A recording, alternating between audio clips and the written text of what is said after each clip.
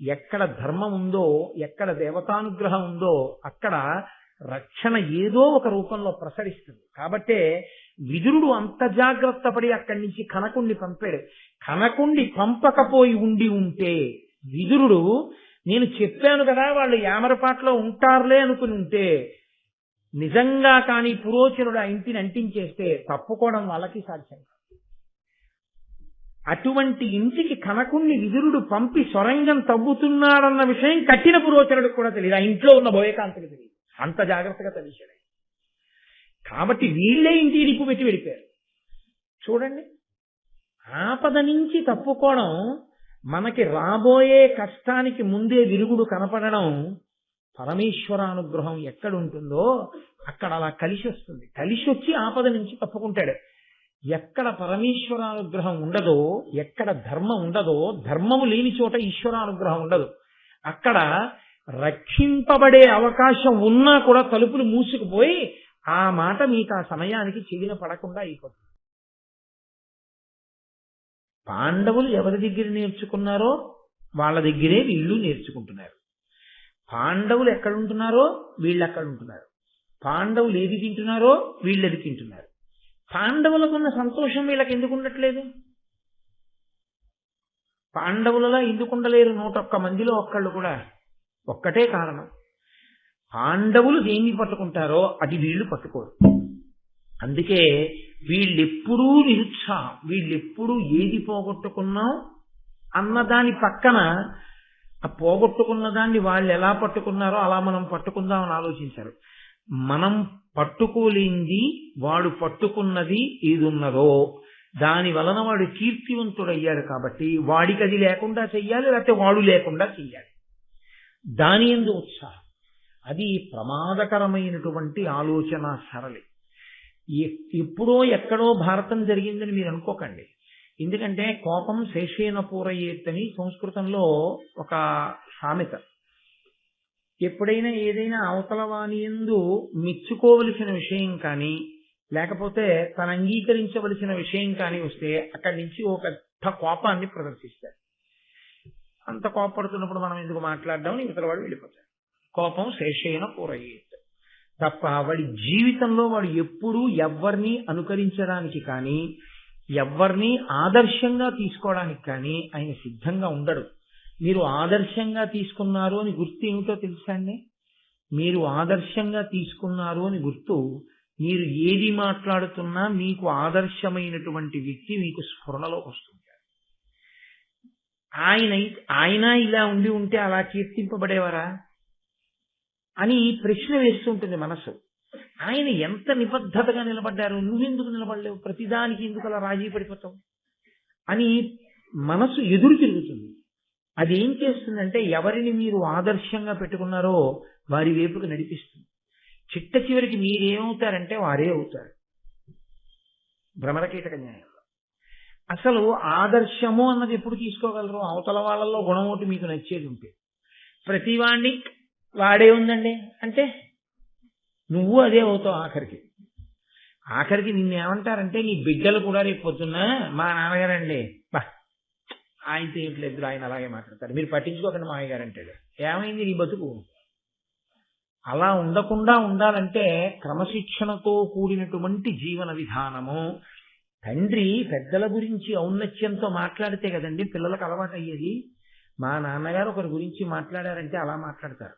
మా నాన్నగారు ఆదర్శవంతమైన పెద్దల గురించి మాట్లాడితే నిద్రలో కూడా గారు ప్రయోగించకుండా ఆయన ఏకవచన సంబోధన చేయరు. అసలు అంత గౌరవిస్తారు మా నాన్నగారు, అంత మర్యాద ఆయనకి.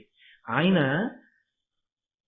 ఒక వ్యక్తి జీవితం గురించి చదివిన తర్వాత ఆదర్శంగా స్వీకరించడం అంటూ జరిగితే ఆపథంలోనే ఉంటారు. కాబట్టి మా నాన్నగారికి అసలు ఇష్టపడరు అని మీ పిల్లవాడికి తెలిసిన రోజున మీరు చెప్పక్కర్లేదు, మీరేం చేస్తున్నారో అది మీ పిల్లలు చేసేస్తారు. మీరు ప్రత్యేకంగా ఇది చెయ్యని చెప్పక్కర్లా, మీరు ఎలా ప్రవర్తిస్తారో అలాగే వాళ్ళు ప్రవర్తిస్తారు. మీరు ఎలా మాట్లాడతారో వాళ్ళు అలాగే మాట్లాడతారు. ఎక్కడో కొద్దిగా మార్పు ఉండొచ్చేమో కానీ సాధారణంగా ప్రత్యేకించి కొడుకుల మీద ప్రభావం తండ్రిదే ఉంది. కొడుకు తండ్రిని అనుకరిస్తాడు. తండ్రి జీవన శైలి ఎలా ఉంటుందో దాన్నే కొడుకు పట్టుకుంటాడు. మీరు చూడండి, తండ్రి అసలు బొట్టు పెట్టుకోకుండా కనపడడం అనేటటువంటిది అసంభవం అనుకోండి. ఆయన ఏదో మొహం కడుక్కోవడమో ఏదో చేసి ఇంకా స్నానం చేసి బొట్టు పెట్టుకోవడానికి మధ్యలో మాత్రమే బొట్టు లేకుండా కనపడాలంతే తప్ప అసలు బొట్టు లేని ఆయన ముఖాన్ని మీరు ఎప్పుడూ చూడలేరు. అంతగా ఎప్పుడూ బొట్టు ధరించే అలవాటు ఉన్నవాడు. అందుకే ఆయన నిద్రపోయి లేచిన తర్వాత కూడా కొంచెం లీలామాత్రంగా బొట్టు ఉండిపోయి ఉంటుంది. కొడుకు బొట్టెట్టుకోకుండా తిరగమనండి, వాడికి అలవాటు అయిపోతుంది. కనీసం వాడు ఉదయం సంధ్యావందనం చేసుకుని బొట్టెట్టుకుని తిరిగి సాయంకాలం వచ్చినప్పుడు ఓ గుళ్ళోకి ఓ గోపురానికి వెళ్ళి బొట్టెట్టుకుని అలా క్రమంగా వాడు కూడా కొంత వయస్సు వచ్చేటప్పటికి ఎప్పుడూ బొట్టు పెట్టుకుని ఉండడం వాడికి అలవాటు అవుతుంది. అదే అసలు ఆ అలవాటు తండ్రికే లేదనుకోండి, కొడుకు ఎక్కడి నుంచి వస్తుందండి? ఎలా పెట్టుకుంటాడు? అది అలవాటు ఎలా అవుతుంది? అసలు ఈయన కోటి లేదు, ఈయన బొట్టు ఎప్పుడు పెట్టుకోడు, ఏ వేలుతో పెట్టుకోవాలో తెలీదు, ఎలా పెట్టుకోవాలో తెలీదు. ఓ వేళ తెలియక వాడు పెట్టుకున్నా చేతబడి మాంత్రికుడిలా ఉంటాడు. ఎప్పుడన్నా పెట్టుకుంటే కదా బొట్టు. కాబట్టి పెద్దవాళ్ల ఆలోచనలు ఎలా ఉంటాయో పిల్లల ఆలోచనలు అలాగే ఉంటాయి. మహాభారతం ఎప్పటికీ పనికొచ్చే గ్రంథం ఎందుకైందంటే అటువంటి ఆలోచన సరళి పెంచుకోవద్దు. లోకంలో ఎప్పుడూ మనకన్నా ఉన్నతమైనటువంటి స్థితిలో నిలబడిన వాళ్ళు ఉండి తీరుతారు. మనమే సర్వజ్ఞులం కాదు, మనకన్నా తెలియని వాడు ఒకడు ఉండకుండా ఉండడం అన్నది సంభవము కాదు. ఎప్పుడూ మనకన్నా గొప్పవారు ఉంటారు. గొప్పవారు కనపడినప్పుడు వారు గొప్పవారు అని అంగీకరించి నువ్వు సంతోషిస్తే ఏమిటి నీకు బాధ? హాయిగా ఉంటావు. పైగా ప్రజ్ఞావంతుడు ఎంత బాగా నేర్చుకున్నాడు రా, మనం కూడా అలా ఎదగగలగాలి అనుకుంటే ఇంకో మెట్టు పైకి ఎక్కుతావు. ఆయన్ని చూసి లేనిపోని నిందలన్నీ తీసుకొచ్చి ఆయన యందు ఆరోపించి నువ్వు ఏదో ప్రయత్నం చేస్తే ఇప్పుడు ఆయన కీర్తి నాశిపోతుందా? ఆయన చేసేటటువంటి ప్రయత్నం ఆయనది మడిచిపోతుందా? ఏమీ ఉండదు, నువ్వు పాడైపోతావు అంతే. దుర్యోధనుడి జీవితంలో వచ్చిన అత్యంత ప్రమాదకరమైనటువంటి లక్షణం అక్కడే వచ్చింది. దానికి తోడు ఆయన ప్రారంభం ఏమిటంటే దీనికి వ్యతిరేకంగా మాట్లాడే వాళ్ళని దగ్గరికి రానివ్వడు. ఆయన ఏం మాట్లాడుతున్నాడో దాన్ని సమర్థించి మాట్లాడే వాళ్ళనే పిలుచుకుంటాడు, వాళ్ళతోనే మాట్లాడతాడు. ఇంకా అగ్నిహోత్రం ఎప్పటి కాలుతుంది? తననే కాల్చింది. అందుకే కాబట్టి ఆయన ఇప్పుడు ఉన్న మాట చెప్పేస్తున్నాడు. అత్యుద్ధతులనియు వాళ్ళు చాలా ఉద్ధతి కలిగినటువంటి వాళ్ళు, వాళ్ళ జోలికిడితే అగ్నిహోత్రం లాంటి వాళ్ళు. కాబట్టి నేను భయపడుతున్నాను, నిన్నటి వరకు ఉన్నది డాంబికము అని తెలిసిపోతాను. నేను భీముణ్ణి చంపేస్తాను, కర్ణుడు అర్జునుడిని చంపేస్తాడు, గుండెల మీద చెయ్యేసుకు పడుకోవడం ఇవన్నీ తాత్కాలికం. ఉత్తర క్షణంలో ఆయనకి భయమే. కాబట్టి నేను భయపడిపోతూ ఉంటాను. దానికి తోడు దానిపై ఇప్పుడు ధర్మజు యువరాజు చేసే రాజేనేమి చెయ్యువాడా. దానికి తోడు ధర్మరాజు గారిని తీసుకెళ్లి యువరాజుని చేశాడు మా నాన్నగారు. మా నాన్నగారు అండవు, మీరు అదో గమ్మత్తు చూడాలి. మా నాన్నగారు అన్న మాట వాడడం కొడుక్కి సర్వకాలముల యందు ఉండవలసిన లక్షణం. నాన్నగారు కలెక్టర్ గారు కానివ్వండి, నాన్నగారు జడ్జి గారు కానివ్వండి, నాన్నగారు క్లర్క్ అవనివ్వండి, నాన్నగారు వస్తున్నారు అనాలి. కానీ ఎంఆర్ఓ ఆఫీసులో యూడీసీ గారు వచ్చేస్తున్నారన్నారు అనుకోండి మీరు నాన్నగారిని, అది నాన్నగారిని అవహేళన చేయడం అవుతుంది కానీ నాన్నగారిని పొగడ్డం అవ్వదు. నాన్నగారు కలెక్టర్ అయినా కలెక్టర్ గారు వస్తున్నారు అనుకోవద్దు, నాన్నగారు వస్తున్నారన్నారు. రాజు ధర్మరాజుని యువరాజు చేశాడు అంటే తండ్రితనాన్ని తిరస్కరించాడు. నన్ను యువరాజుని ఏదో రకంగా చెయ్యాలి కానీ ధర్మరాజుని యువరాజుని చేసిన వాడు నాకెందుకు తండ్రి అంటే ఎంత అధిక్షేపణ చూడండి. ఆయనేం నాన్నగారండి నాకు అన్నాడు అనుకోండి, అంతకన్నా దోషమైన వాక్యం ఇంకోటి ఉంటుందా? అదే అంటే తన స్వార్థం కలిసి రాకపోతే ఎలా అయినా మాట్లాడతారు. ఇది ఇవాళ ఏమైపోయిందంటే ఈ సంస్కృతే ప్రచారం జరుగుతోంది.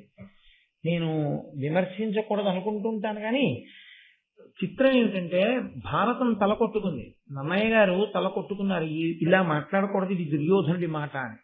కానీ మన ప్రారంభం ఏమైపోయిందంటే ఇవాళ ఎవరు వ్రాసిన మాటలు ఎవరు మాట్లాడిన మాటలు ప్రత్యేకించి యువత అనుకరిస్తారో వాళ్ళు మా నాన్నగారు వస్తున్నారంట మానేసి అమ్మ మీ ఆయన వస్తున్నాడే అంటాడు సినిమాలో. అలా అనాల్లో ఉందనుకుంటున్నారు పిల్లలు. అది అలా అనొచ్చా అలా అనకూడదా ఏం లేదు. అసలు అలా వ్రాసి సంస్కృతిని ఎంత పాడు చేస్తున్నాం రాసే వాళ్ళకి 10 రూపాయల కోసం ఏదైనా రాసేయడమే. కాబట్టి నృపనీతి అయ్యేది రాజులకు ఏది న్యాయం ఎంత చమత్కారంగా అడిగాడో చూడండి. ధర్మం ఏదని అడగలేదు ఆయన. ధర్మం అయితే తనకన్నా పెద్దవాడు ధర్మరాజు, తనకన్నా పెద్దవాడు ధర్మరాజు అయితే ధర్మరాజు రాజు అయ్యాడు. తనకన్నా పెద్దవాడు రాజు అయ్యాడు కాబట్టి తన తమ్ముడు కాబట్టి అనువర్తించడమే ధర్మం, అంతే. ఇంకొక మాట లేదు. ధర్మం దగ్గరికి వస్తే రాజనీతి ఏమిటి అని అడుగుతున్నాడు. ఏమిటి రాజనీతి? నేను ఇష్టపడను ధర్మరాజుని, నేను ఇష్టపడను పాండవుని, నాకు రాజ్యం కావాలనుంది, నాకు రాజ్యం కావాలనుంది కాబట్టి వాళ్ళు రాజుగా ఉండకూడదు, కాబట్టి వాళ్లతో యుద్ధం చెయ్యలేను, భయపడుతున్నాను. కాబట్టి అన్యాపదేశంగా ఏం చెప్తున్నట్టు వాళ్ళని చంపేయాలి. దీనికి రాజనీతి ఏమిటి? ఎంత అందంగా అడిగాడో చూడండి. అంటే కుట్రలు కుతంత్రాలు ఎలా చెయ్యొచ్చు, అసలు నీతి అన్న మాటను అడ్డు ఎలా పెట్టచ్చు, పెట్టి దాన్ని ఆదర్శంగా తీసుకుని నేను ధర్మరాజుని ఎలా చంపచ్చు, ఆ 5గురిని చంపేసి రాజ్యం ఎలా పుచ్చుకోవచ్చు? ఇది ఎవరిని అడుగుతున్నాడు? ఈయన అడిగిన కోణంలోనే జవాబు చెప్పేవాళ్ళని అడుగుతున్నాడు. తప్పు, పగిలిపోతుంది దవడ. ఇంకొకసారి ఇలా మాట్లాడితే అంటాడు విదురుడిని అడిగితే. అందుకని ప్రాణం పోయినా అడగడు విదురుడిని. ఎందుకు అడగడంటే ఆయనకి తెలుసు విదురుడు ధర్మం చెప్తాడని. ఆయనకి కావలసింది ధర్మం కాదు, ఆయనకి కావలసింది రాజనీతి. రాజనీతి అంటే రాజనీతి యందు మళ్ళీ అర్హత ఉన్నదా లేదా అని చూడకుండా రాజ్యకాంక్షతో శత్రువుగా భావన చేసి చంపేసే విధానం ఏమిటి, అది నాకు చెప్పండి అని అడిగితే, సౌబలుని యొక్క మంత్రి అంటే అక్కడ ఉన్న వాళ్ళలో శకుని యొక్క మంత్రి గారు కణికుడు, ఆ కణికుడు లేచి దుర్యోధనుడితో రాజనీతి మాట్లాడడం మొదలుపెట్టాడు. సంస్కృత భారతంలో వేరు, ధృతరాష్ట్రుడు మాట్లాడాడు, ఇక్కడ దుర్యోధనుడితోనే మాట్లాడాడు కణికుడు. ఆయన ఆ కణికుడు అన్నాడు, ధరణీషుడు ఉజ్జత దండుడై ఉచిత దండ విధానంబు తప్పక ధర్మచరితులంగా మహీజనుల రక్షించి సదృత్తుడగు నది సర్వవర్ణములు వరుసన తమ తమ వర్ణధర్మముల వర్తిల్లిదురు గడవక దండభీతి అరిమిత్రవర్జితుడై సమబుద్ధియగు మహీవల్లభుననుశాసనమున. మహారాజా, నేను నీతి చెప్తాను. దండనీతి అని ఒకటి ఉంది. మహారాజు అనేటటువంటి వాడు ధర్మం తప్పినటువంటి వాడికి శిక్ష వెయ్యడంలో ఏమరకుండా ఉండాలి. అక్కడ ఏమీ భయపడకూడదు. భయపడకుండా అంత గొప్పగా దండనీతి ప్రయోగిస్తే, శిక్ష వేసేస్తే, ఏ వర్ణం వాళ్ళు చెయ్యవలసినటువంటి కర్తవ్యాన్ని ఆ వర్ణం వాళ్ళు చేస్తారు. చేసి అందరూ సమబుద్ధితో జాగ్రత్తగా రాజ్యం నడుస్తుంది. కాబట్టి అసలు ముందు శాసకత్వము అన్న మాటకు అర్థం ఎక్కడుందంటే, దండనీతిని ప్రయోగించడంలో రాజు వెనుతిరిగి చూడని వాడై ఉండాలి. ధీరమతియుతులతోడ విచారము చేయునది మును విచారిత పూర్వ ప్రారబ్ధమైన కార్యము పారము పొందును విఘాత పద దూరంబై. ఏదైనా ఒక పని చేసేటప్పుడు ఈ పని చేద్దాం అని సంకల్పం రాగానే చేయకూడదు. ఈ పని చేద్దాం అనుకోగానే ముందు పెద్దల్ని సంప్రదించడం జీవితంలో అలవాటు కావాలి. పెద్దల్ని కూర్చోపెట్టి సంప్రదించి, అయ్యా ఇది ఎలా చేస్తే బాగుంటుంది అన్న తర్వాత వాళ్ళు అనుభవాన్ని పురస్కరించుకుని కార్యం దెబ్బతినకుండా ఇలా చెయ్యండి అని చెప్పిన విధానం ఏది ఉంటుందో ఆ విధానంలో పని చెయ్యాలి. ఆ విధానంలో చేసిన పనులు ఎన్నడూ చెడవు. ఎందుకంటే ఏ కారణాల చేత పనులు చెడిపోతాయో అనుభవంతో తెలుసుకున్న వాళ్ళు కాబట్టి ఆ కారణములు కార్యమునందు ఆచరించుటలో ప్రవేశించకుండా వాళ్ళు జాగ్రత్త వహించి విఘ్నమును తొలగించి కార్యము సఫలీకృతం అవ్వడానికి కావలసినటువంటి ప్రణాళికని సలహా రూపంలో ఇవ్వగలరు కనుక కార్యము చెడదు. కాబట్టి పెద్దలను సంప్రదించి కార్యం చెయ్యాలి. అమలినమతి ఆత్మఛిద్రములన్యులెరుగకుండా తానన్యఛిద్రములిమ్ముగ నెరుగుచూ దేశము కాలము ఎరిగి మిత్ర సంపన్నుండై. కనిక నీతి అంటారు దీన్ని. చాలా చిత్రంగా మాట్లాడతాడు కణికుడు. ఈయన మాట్లాడిన మాటల్లోంచే దుర్యోధనుడి యొక్క ఆలోచన రూపుదాల్చింది. ఆయన అన్నాడు, రాజు ఎప్పుడూ కూడా తన బలహీనత పై వాళ్ళకి తెలియకుండా చూసుకోవాలి. పై వాళ్ళ బలహీనతలు తను తెలుసుకుంటూ ఉండాలి. దీనికి చిత్రం ఏంటంటే ఈ కనిక నీతి బోధ అక్కర్లేకుండా ఉంటుంది కొంతమందిలో. మీరు చూడండి, వాళ్ళ దగ్గర చాలా లుసుగులు ఉంటాయి, వాళ్ళ ఇంట్లో చాలా లుసుగులు ఉంటాయి, వాళ్ళ ఇంటి వ్యవహారాల్లో చాలా గొడవలు ఉంటాయి, వాళ్ళు అస్సలు బయటపడరు. మీరు చాలా మంది దగ్గర చూసుంటారు ఆ చమత్కారం. వాళ్ళు మనతో మాట్లాడినప్పుడు అందరూ ఐకమత్యంగా ఉన్నట్టుంటారు. అది నిజంగా చాలా గొప్ప లక్షణం. మా తమ్ముడు, మా అన్నయ్య, మా అక్క, మా బావ, మా వదిన, మా తోడెల్లుడు ఎంతో ప్రేమగా ఉన్నట్టుంటారు. నిజంగా ఉన్నారని మీరు అనుకుంటున్నారా? సహస్ర ఛిద్రములు ఉంటాయి. కానీ వాళ్ళకున్న గొప్పతనం ఏంటంటే వాళ్ళు బయటపడరు. కానీ మిమ్మల్ని మాత్రం ఎలా అడిగితే మీ ఇంట్లో మీరు మీ తమ్ముడు దెబ్బలాడుకున్నారో, మీరు మీ మామగారు దెబ్బలాడుకున్నారో, మీరు మీ అబ్బాయి దెబ్బలాడుకున్నారో, ఇవన్నీ తెలుసుకోవడానికి వీలైన రీతిలో ప్రశ్న తీసుకొస్తారు. ఒక 4 రోజుల నుంచి ఎవరో మీ పట్ల విముఖంగా ఉన్నారనుకోండి, వాడు భారతానికి వచ్చి భారతం వింటున్నాడు అనుకుంటున్నారా? వాడు ఏం చేస్తాడంటే 4 రోజుల నుంచి ఎవరు విముఖంగా ఉన్నాడన్న విషయం మీద ఎక్కువ శ్రద్ధ పెడతాడు. 4 రోజుల నుంచి రానివాడెవరు, లేకపోతే ఈ మధ్య రానివాడెవరు, అందుక వాడి కోసం ఆ భారతం చెప్పేది, అవన్నీ ఎక్కువ శ్రద్ధ పెడతాడు. శ్రద్ధ పెట్టి దాని గురించి ఎక్కువ విషయ సేకరణ చేస్తాడు. ఇది కనిక నీతి ఆ రోజుల్లో చెప్పాడు ఆయన కనికుడు. నీ లోపాలు ఎవరికీ తెలియకూడదు.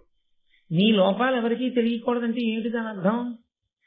నీ లోపాలు ఏమున్నాయో వాటిని నువ్వు రహస్యంగా చేసేస్తుండాలి. అవతల వాళ్ళ లోపాలు కనిపెట్టడమే పనిగా ఉండాలి. మహారాజా, అవతల వాడిని పడగొట్టాలనుకున్నవాడు చెయ్యవలసిన విధానం ఇదండి. బాగా బుర్రకెక్కిందండి దుర్యోధనుడికి. అసలే దుర్యోధనుడు, దానికి తోడు కనికిరి అని. బలహీనులైనతో శత్రుల చెరచుట నీతి, అధిక దౌర్వీర్య సుహృద్బలులైన వారి చెరుపగా అలవియే అక్లేశ సాక్షులగుదురే మీదన్. ఎంత గొప్ప మాటలు చెప్పాడో చూడండి. ఎంత గొప్ప మాటలు అంటే నిజంగా గొప్పవని మీరు అనుకుంటున్నారేమో. నేను ఆ కోణంలో చెప్పట్లేదు. పాడు చేయడానికి ఎంత బాగా పనికొస్తాయో ఇలాంటి మాటలు. మహారాజా, శత్రువు అనేటటువంటి వాడిని తర్వాత చూద్దామని ఆడకూడదు. అందున అవతల వాడు వేగంగా బలాన్ని పుంజుకుంటున్నాడు, రోజు రోజుకి వృద్ధిలోకి వచ్చేస్తున్నాడంటే వాడి విషయం తర్వాత ఆలోచిద్దామని చూడకూడదు. ముందు వాడిని చంపేయాలి. ఎందుకంటే ఇప్పుడే లొంగని వాడు రేపు పొద్దున్న ఇంకా బలవంతుడైపోయాక లొంగుతాడా? నువ్వు ఎలాగో తెలిసిపోతోంది. వాడు మాత్రం ఇంకా బలం పొందుతున్నాడు. ఇంకా బలం పొందేసినటువంటి వాడు నీ చేత ఎలా నిగ్రహింపబడతాడు? అందుకని ఆయన ఇంకా బలం పొందకముందే, ఆయన ఈ పాటి తక్కువతనంలో ఉన్నప్పుడే చంపేసేయాలి. వాళ్ళని వృద్ధిలోకి రానివ్వకూడదు. వెంటనే పాండవుల్ని ఎలా చంపేయచ్చు అన్న దాని మీద ఆలోచన చేసేశాడంతే దుర్యోధనుడు. కాబట్టి నానా విహార శైలోజ్జాన సభా తీర్థదేవతా గృహం మృగయా స్థానముల కరుగునెడ మును మానుగ శోధింపవలయు మానవపతికిన్. ఎందుకండి ఈ అవసరం? హాయిగా మేడ మీదకి వెళ్ళి వేసవి కాలంలో సన్నజాజి పందిరి కింద ఓ నులక మంచం వేసుకుని, గుండెల మీద తువాల వారేసుకుని, తల కింద చెయ్యట్టుకు పడుకుని నిద్రపోయాడు ఒక ఆయన. తన ఇంట్లో తాను కరెంటు పోయినా 7 ముందు గదుల తలుపులు మూసుకుని 8వ గదిలో తలుపేసుకుని పడుకున్నటువంటి వాడికి ఇంటికి 5 కిలోమీటర్ల చుట్టూ కత్తులు బరిసెలు పట్టుకు మనుషులు నిలబడ్డా కూడా లోపల ఉన్నవాడు వాడు నిద్రపోడు. ఎందుకు నిద్రపోకుండా ఉండాలి వాడు? ఎందుకంత రక్షణ వాడికి నిద్రపోవడానికి? అంటే ఇంతకు ముందు ఎంతమంది నిద్ర లేకుండా చేసున్నాడు వాడి జీవన విధానంలో. కాబట్టి వాళ్ళు రారు, వీడు నిద్రపోయినప్పుడు వస్తారు. అందుకని వాడు నిద్రపోడు. వాడు ఇంతమంది మెలుకువగా ఉంటే గాని వాడు నిద్రపోని వాడంటే వాడు ఎంత రాక్షసత్వం ఉన్నవాడో అర్థమైపోతుంది. అది నాయకత్వం అని చెప్పడం తప్పు కాదు, మహాదోషభూయిష్టం. కాబట్టి మహారాజా, ఇలాంటి పనులన్నీ చేసేవాళ్ళు కొన్ని జాగ్రత్తలు తీసుకోవాలి. ఏం చేయాలో తెలుసా? నానా విహార శైలోజ్జాన సభా తీర్థ దేవతా గృహ మృగయాస్థానముల కరుగునెడ. ఎక్కడికైనా విహారానికి వెళ్ళాలంటే మనకన్నా ముందు 400 మంది వెళ్ళి చెట్టు పుట్ట కొమ్మ అన్ని వెతకాలి. శైలో ఓ కొండ మీదకి వెళ్ళాలి. మొత్తం కొండంతా ఇంకెవ్వరు ఎక్కడానికి వీల్లేదు. ఆప్ చేసేసి అందరూ కొన్ని వేల మంది రక్షక భటులు నిలబడితే ఈయన ఒక్కడే ఎప్పుడు వెళ్ళాలి. ఇప్పుడు చెప్పేశారు మా అన్నయ్య గారు. ఆయన ఉద్యానవనంలోకి వెళ్ళాలంటే అంతమంది జాగ్రత్తగా ఉంటేనే వెళ్ళాలి, తన పెడల పరాకుగా. సభ, ఆయన ఓ సభలోకి వెళ్ళి 5 నిమిషాలు మాట్లాడి వెళ్ళిపోతాడు. 5 నిమిషాలు ఆయన సభలో మాట్లాడాలంటే ఇలా దగ్గరగా కూర్చోవడానికి వీలు ఉండకూడదు. గది ద్వారంకి మెటల్ డిటెక్టర్లు ఉండాలి, ఒళ్ళంతా చెక్ చేయాలి, చేతులతో తడిమే వాళ్ళు ఉండాలి, చుట్టూ మేడలు మిద్దెలు అన్ని చోట్ల రక్షక భటులు ఉండాలి, 2 పక్కల ఇలా ఎవడి చేతులు కదుపుతాడో అని చూసేవాళ్ళు ఉండాలి. మహారాజా అలా వెళ్లాల్సి ఉంటుంది. ఎందుకని? నువ్వన్నీ ఇలాంటి పనులే చేసి అలా ఉండాలి. అబ్బాయి ఎంత గొప్ప నీది, బాగా బుర్రకెక్కుతుంది దుర్యోధనుడికి. ఇది ఎక్కట ఏమి అది భారతదేశానికి స్వాతంత్రం వచ్చినప్పుడు జవహర్లాల్ నెహ్రూ గారు గుర్రం ఎక్కి ఇండియా గేట్ వరకు వచ్చి వెనక్కి ఎడుతుండేవారు. తీన్మూర్తి రావు గుర్రం మీద స్వారీ చేసి వ్యాయామానికి. తర్వాత మాట నేను అన్నాను. సభ, తీర్థములంటే నేను మీతో మనవి చేశాను కదా, స్నానం చేసినప్పుడు యజ్ఞ ఫలితం ఇవ్వగలిగినటువంటి ప్రదేశములు. అటువంటి తీర్థానికి వెళ్ళినా కూడా, ఒకవేళ మీరు తీర్థ స్నానానికి వెళ్ళినా అలా ఉండాలి, అంత జాగ్రత్తగా ఉండాలి. దేవతాగృహ, దేవతలు ఉండేటటువంటి గృహంలోకి వెళ్ళేటప్పుడు కూడా, ఇది పూజా మందిరమే కదా ఇక్కడ ఎవరేం చేస్తారని అనుకోకూడదు. దేవతాగృహ, మృగయా, వేటకు వెళ్ళినప్పుడు కూడా స్థానముల కరుగునెడ మునుమానుగా చోధింపబలయు మానవపతికిన్. రాజు ఎంత జాగ్రత్తగా ఉండాలో తెలుసా? రాజుని మట్టు పెట్టడానికి ఎదురు చూస్తూ ఉంటారు. కాబట్టి వీటిలో ఎక్కడికి వెళ్ళినా నేను ఇక్కడికే కదా వెళుతున్నాను అనుకోకూడదు. కొన్ని వందల మంది అవన్నీ వెతికేసి పర్వాలేదు రాదు కాదు రెండంటే అప్పుడు వెళ్ళాలి. కాబట్టి కడు నలుకయు కూర్మియు ఏర్పడ ఎరిగించునది వాని ఫలకాలమునన్ పిడుగును గాట్పును జనులకు పడుటయు వీచుటయు ఎరుక పడి ఎడు భంగిన్. రాజా, మీ కోపానికి ఫలితం ఏమిటో ఎవరికి తెలియకూడదు. పాపం నన్నేం చేయలా ఉందనుకోవాలి. మీ ప్రేమకి ఫలితం ఏమిటో కూడా ఎవరికి తెలియకూడదు. ఈ 2 ఎలా ఉండాలో తెలుసా? గాలి వాటు, పిడుగుపాటు అలా ఉండాలి. పిడుగు పడినప్పుడు నోటీస్ ఇస్తుందా? వచ్చే వారం పడుతున్నాను 8 గంటలకు 8 నిమిషాలకు ఫలానా చోట పడతానని చెప్తుంది, నేను పడిపోతుందంటే. పిడుగు పడితే ఎలా ఉంటుందో అకస్మాత్తుగా నీ కోపం అలా ఉండాలి. ఇతరులకి తెలియకుండా పాడు చేసేయాలి. అకస్మాత్. ధర్మం అయితే ఏం చెప్పాలి? కోపాన్ని నువ్వు నిగ్రహించుకో అని చెప్పాలి. ఆయన చెప్పేది ధర్మం కాదని మీరు గుర్తుంచుకోవాలి. ఇవన్నీ విని కడికుడు చెప్పినవన్నీ మేము పాటించాలని తహతహలాడకండి సుమా. కాబట్టి ఆయన దుర్యోధనుడికి చెప్పాడని చెప్తున్నానంతే నేను. కాబట్టి మహారాజా, పిడుగు పడినప్పుడు ఎలా ఉంటుందో అలా ఉండాలి కోపం. ప్రేమ ఎలా ఉండాలంటే ఫలితాన్ని ఇచ్చేటప్పుడు గాలి వేసినట్టు ఉండాలి. ఏమిటో ఒక్క పెడుతోంది అంటుంటే ఒక్కసారి వయమారుతం వచ్చింది అనుకోండి, అబ్బా ఎంత హాయిగా ఉంది, నేను వస్తున్నానండి మీ అందరినీ చల్లగా ఒక్కసారి హాయిగా ఉండేటట్టు నేను చూస్తాను కదా, 8 గంటల 13 నిమిషాలకి తీస్తాను అని చెప్తుంది. ఏమిటి ఆమె వస్తుందంతే. లేకపోతే ఒక పెద్ద ప్రభంజనం వస్తుంది, వచ్చే ముందు ఇన్ని సెకండ్లకు వస్తుందని ఇది వచ్చేస్తుంది అంతే ఆ ప్రభంజనం. అకస్మాత్తుగా వేసవికాలం అయిపోయి వానాకాల ప్రారంభ సమయంలో సాయంకాలం వేళలో వస్తాయి ఈదురుగాలు. ఆ పెద్ద గాలి వచ్చినప్పుడు ముందు కరెంటు పోతుంది, ఆ తర్వాత చెట్లు పడిపోతాయి, ఆ తర్వాత మిగిలినవన్నీ. కాబట్టి అలా గాలి వాటు పిడుగుపాటు ఎలా ఉంటాయో కోపం యొక్క ఫలితం, ప్రేమ యొక్క ఫలితం అలా ఉండాలి. తనకు అపకారములు చేసిన జనుడల్పుడని నమ్మి చేకుని ఉండం జనక ఒక ఇంచుక ముల్లయినను పాదతలముననున్న నడవగనగునే. రాజా, చిన్నవాడింకానా పెద్ద ఏం చేస్తాడు లేదు అని శత్రువును వదలకూడదు. చిన్న ముళ్ళు కాల్లో విరిగింది, చిన్న ముల్లే కదండి కాల్లో విరిగింది అని వదిలేస్తే ఏది అడుగులు చూస్తాను వెయ్యలేవు. చిన్న ముళ్ళైనా కాల్లో దిగితే వెంటనే ఎలా తీసేయాలో అలాగే శత్రువు చిన్నవాడైనా ఉపేక్షించకూడదు, చంపేయాలి. తరియగునంతకు రిపుతన అరకట పెట్టుకొని ఉండునది తరి ఉడుగం చెరచునది రాతి మీదను వరలగ మృద్ధటము నెత్తి వైచిన భంగిన్. శత్రువుని చూసేటప్పుడు, శత్రువుతో కలిసి తిరిగేటప్పుడు ఎలా ఉండాలో తెలుసా? మన కొరకు కాదు సుమండి ఇదంతాను. శత్రువుతో కలిసి తిరగడం ఎలా ఉండాలి అంటే మనం వాడి పట్ల శత్రుత్వంతో ఉన్నామన్న మాటే తెలియకూడదు. చాలా జాగ్రత్తగా కుండ ఎత్తుకుని తిరుగుతారు. ఒక సందర్భంలో కుండ నిండా నీళ్లు పోసుకుని కుండ ఎత్తుకుని తిరుగుతారు. తిరిగి వెనక్కి తిరిగి చూడకుండా కుండ పారేస్తారు. పారేస్తే కుండ పగిలిపోతుంది. అంత్యేష్టి సంస్కారం నందు చిట్ట చివర చేస్తారు.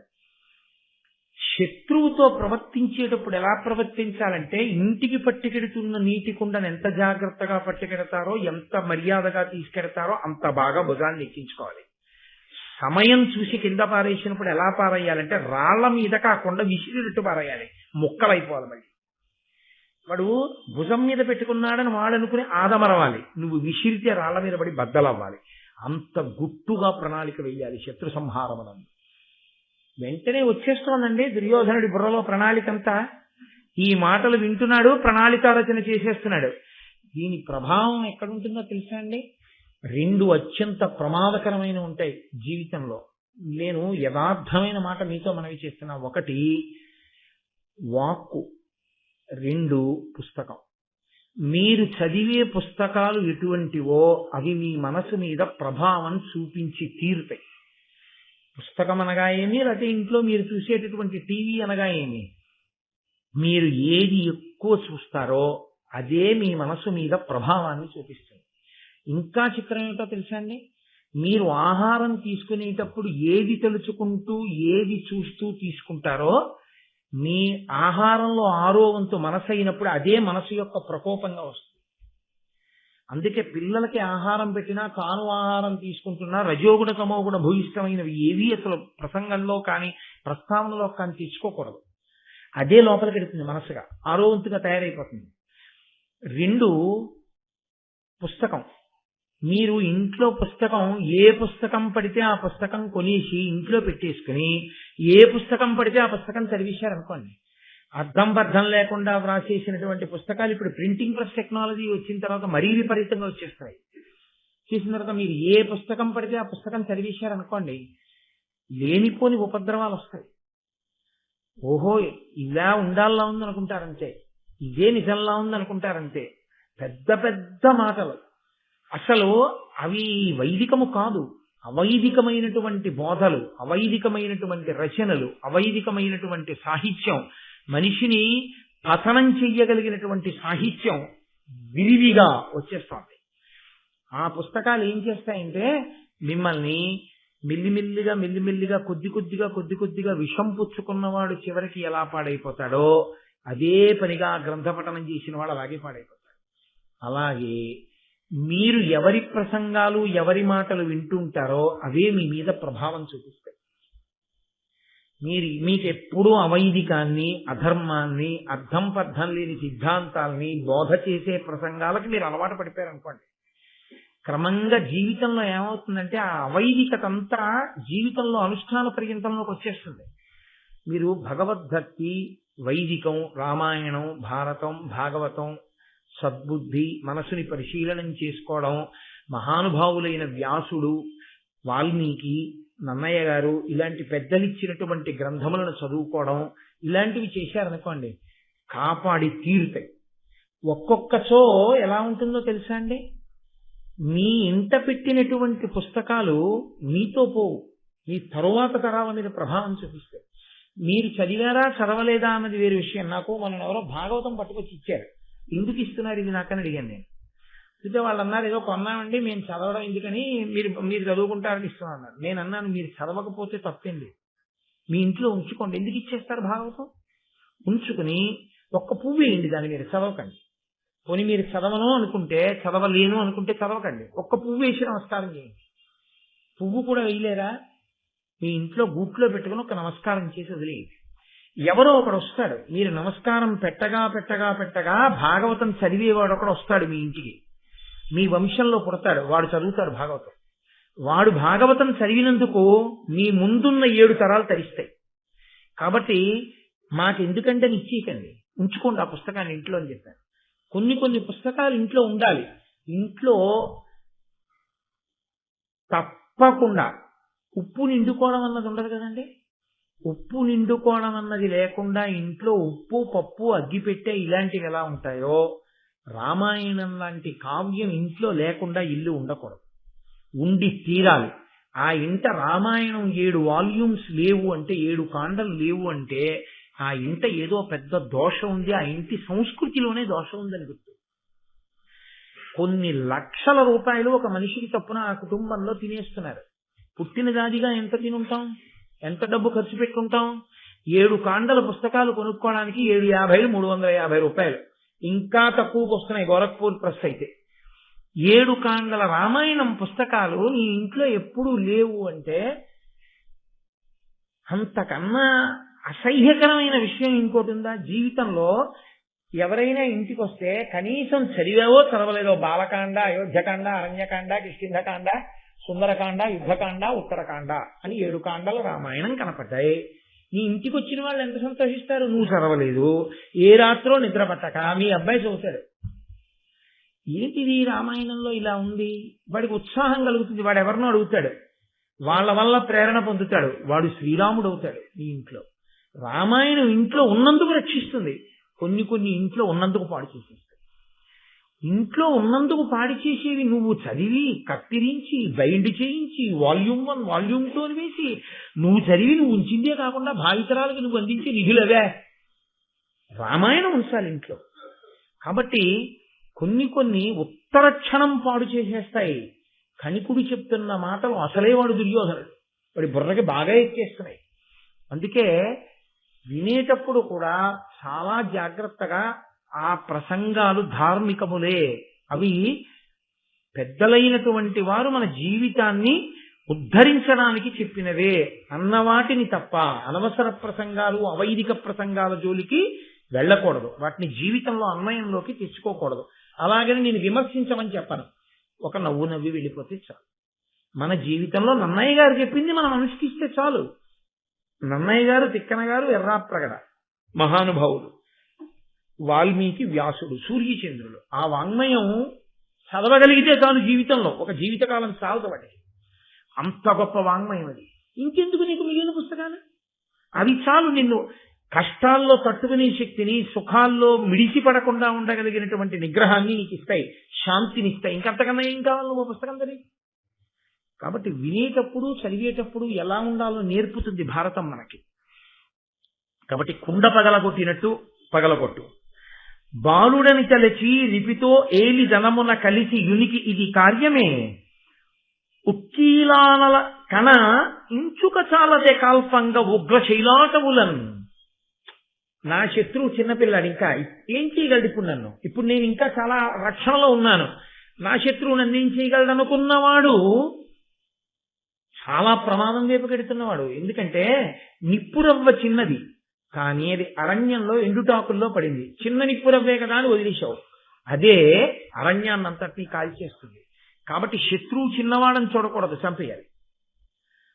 మొనసి అపకారి కడ నిడి కొనియుండెడు కుమతి దీర్ఘభుజ శాఖాగ్రంబుల నుండి నిద్రవోయెడు మనుజునకు సమానమగు ప్రమత్తత్వమునన్.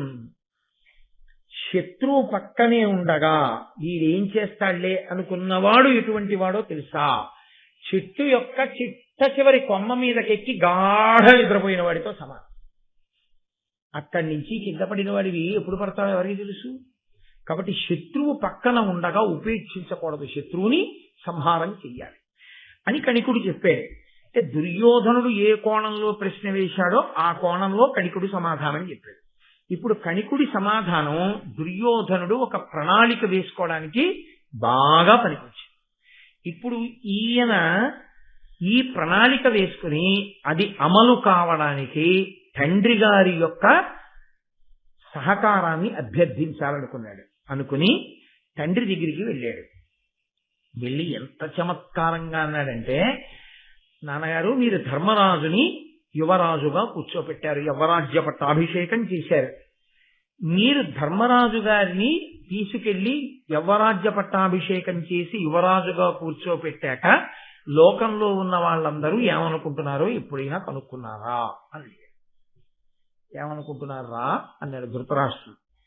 ఏమీ లేదు, వాళ్ళు ఏమనుకుంటున్నారంటే పూర్వం ధృతరాష్ట్రుడు పాండురాజు ఉండేవారు, ధృతరాష్ట్రుడికి కళ్ళు లేవు కాబట్టి ఆయన ఎప్పుడూ రాజ్యరక్షణ చేయలేడు, అప్పుడు కాదు ఇప్పుడు కాదు ఎప్పుడూ చేయలేడు. ఆనాడు చేశాడంటే పాండురాజు గారు చేశాడు, మహానుభావుడు.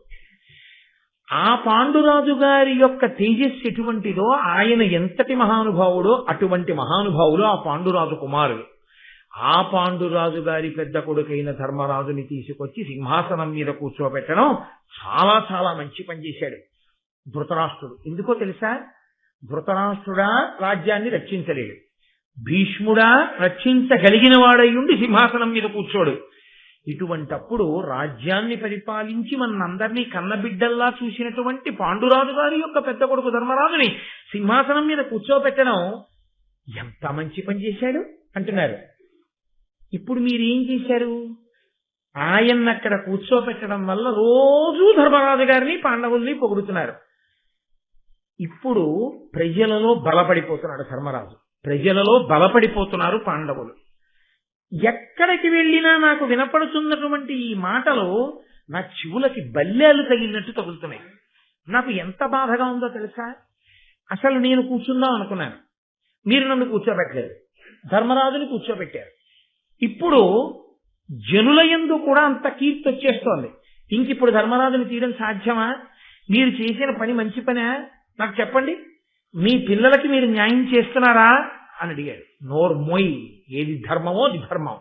పిల్లలకి నేను చేయడం కాదు, అభివృద్ధిలోకి రావడానికి నువ్వు ఎలా ఉండాలో అలా ఉండు అనాలి ధృతరాష్ట్రుడు. ఆయన ఏమన్నాడంటే, లోకనుతుండు పాండుడమలుండు మహాగుణరత్న పూర్ణ రత్నాకరుడచ్యుతారమతి అంధుడనైనను నన్ను రాజుగా చేకొని నాకు భక్తి పనిచేయుచు సర్వ జగజ్జిగీషుడై ఈ కురువంశ రాజ్యభరమింతయుదాల్చ పరాక్రమంబునన్. నేను కళ్ళు లేనివాణ్ణి, నన్ను అసలు పాండురాజు పట్టించుకోకర్లేదు. ఓ మూల బారేసి పలకరిస్తే పలకరించాలి, లేకపోతే వదిలిబారేయాలి. ఆయన ఏం చేస్తాడు? పెద్ద ఆయన కళ్ళు లేనివాడు అని ఎప్పుడో ఏడాదికో రెండేళ్లకో ఓసారి వచ్చి ఏదో ఒకసారి నా కాళ్ళకి నమస్కారం పెట్టడం, వాళ్ళు పెట్టకపోయినా నేను ఆయన పెట్టిన భిక్ష తింటూ పడి ఉండాలి. కానీ నేనే రాజునన్నట్లు ప్రవర్తించాడు తమ్ముడైన పాండురాజు. అసలు నన్ను అడగకుండా ఏమీ చేసేవాడు కాదు, నాకు చెప్పకుండా ఏమీ చేసేవాడు కాదు, నాకు నమస్కరించకుండా ఏ పని ప్రారంభం చేసేవాడు కాదు. నన్ను కించిత్ మాత్రం కళ్ళు లేని వాడని ఎవ్వరూ తృణీకరించకుండా రాజే అంత గౌరవిస్తాడని ఇంచుమించు నన్నే రాజు చేసి తాను పరిపాలిస్తున్నాడా అన్నట్టు పరిపాలించాడు. అంతటి మర్యాద కలిగిన వాడు రా పాండురాజు. కాబట్టి పాండురాజు రాజుగా ఊంచుకున్నాడు సింహాసనం మీద. ఆ పరిపాలన యందు అతను మంచి పేరు తెచ్చుకున్నాడు. ఇదంతా పొగుడుతున్నాడని మీరు అనుకుంటున్నారేమో. బయట పడతాడు, చూడండి ఎంత గమ్మత్తుగా బయట పడతాడో అని ఆయన అన్నాడు. పరచక్రపతులచే భీకరుడై ధనరాసులదిమి కప్పము కొని చిచ్చెర తెచ్చి ఇచ్చి నన్నును భరతకుల శ్రేష్ఠుడని ఉనికే బహుయజ్ఞములన్. అన్నయ్య నువ్వు భరతకుల శ్రేష్ఠుడు అన్నయ్య అంటూ తాను దిగ్విజయ యాత్ర చేసి ఎందరో రాజుల్ని ఓడించి ధనకనక రాసులు తీసుకొచ్చి పోసి నా చేత యజ్ఞయాగాది క్రతువులు చేయించాడు. దానివల్ల ఏమైందంటే, ఎంతటి మహానుభావుడయా పాండురాజు. పెద్దవాడు ధృతరాష్ట్రుడు కళ్ళు లేనివాడైతే, పనికి మాలినవాడైతే అంత గౌరవిస్తున్నాడు. తాను చేసుకోలేడా అశ్వమేధయాగం పీటల మీద కూర్చుని? తాను చేయకుండా అన్నగారిని తీసుకొచ్చి కూర్చోబెట్టి అశ్వమేధయాగం చేసి తాను దిగ్విజయ యాత్ర చేస్తున్నాడు. ఎంత గొప్ప పాండురాజు అని లోకమంతా పొగిడింది. అంత గొప్ప పాండురాజు కూర్చుని ఉన్నాడు కాబట్టే ఆ రోజుల్లో నేను పాండురాజుని సింహాసనం నుంచి తీయలేకపోయాను. ఆ పాండురాజే దుర్మార్గుడై ఉంటే, ప్రజల్ని కష్టపెట్టేవాడై ఉంటే, ఇన్ని గుణములున్నవాడు కాకపోతే కళ్ళు లేకపోయినా ధృతరాష్ట్రుడు మీలనేవాడు. అలా ప్రజలు అనకుండా నీ పినతండ్రి యొక్క గుణములు కప్పేశాయి. మన ప్రారంధం ఏమిటంటే, పాండురాజు ఏదో రకంగా చచ్చిపోయాడు, ఆ పిల్లలైనా దుర్మార్గులవుతారేమో అనుకుంటే వాళ్ళ 5 కూడా సుగుణాభిరాములు అయ్యారు. ఇప్పుడు బయటపడ్డాడు. ఇన్నాళ్ళు దీన్ని కడుపులో పెట్టుకుని ఉన్నాడు. పొగుడుతున్నవన్నీ ఇప్పుడు ఎందులోకి వెళ్ళాయి? అదును చూస్తున్నాడు. ఎవరు? పెద్ద తండ్రి. తనని ఇంత గౌరవించినటువంటి తమ్ముడి పట్ల ధృతరాష్ట్రుడి యథార్థ భావన ఏమిటో తెలుసండి?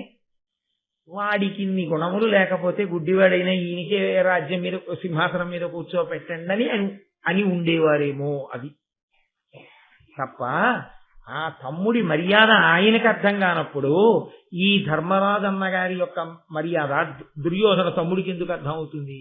ఏ చెట్టు విత్తనానికి ఆ చెట్టే కదా పుడుతుంది. కాబట్టి ఈ మాటలు చెప్పి, అదేరా నాయనా నా బాధంతా, నీకే కాదు నాకు తీసేద్దామని ఉంది వాళ్ళని సింహాసనం మించి, నీకు అప్పచెప్దామనే ఉంది.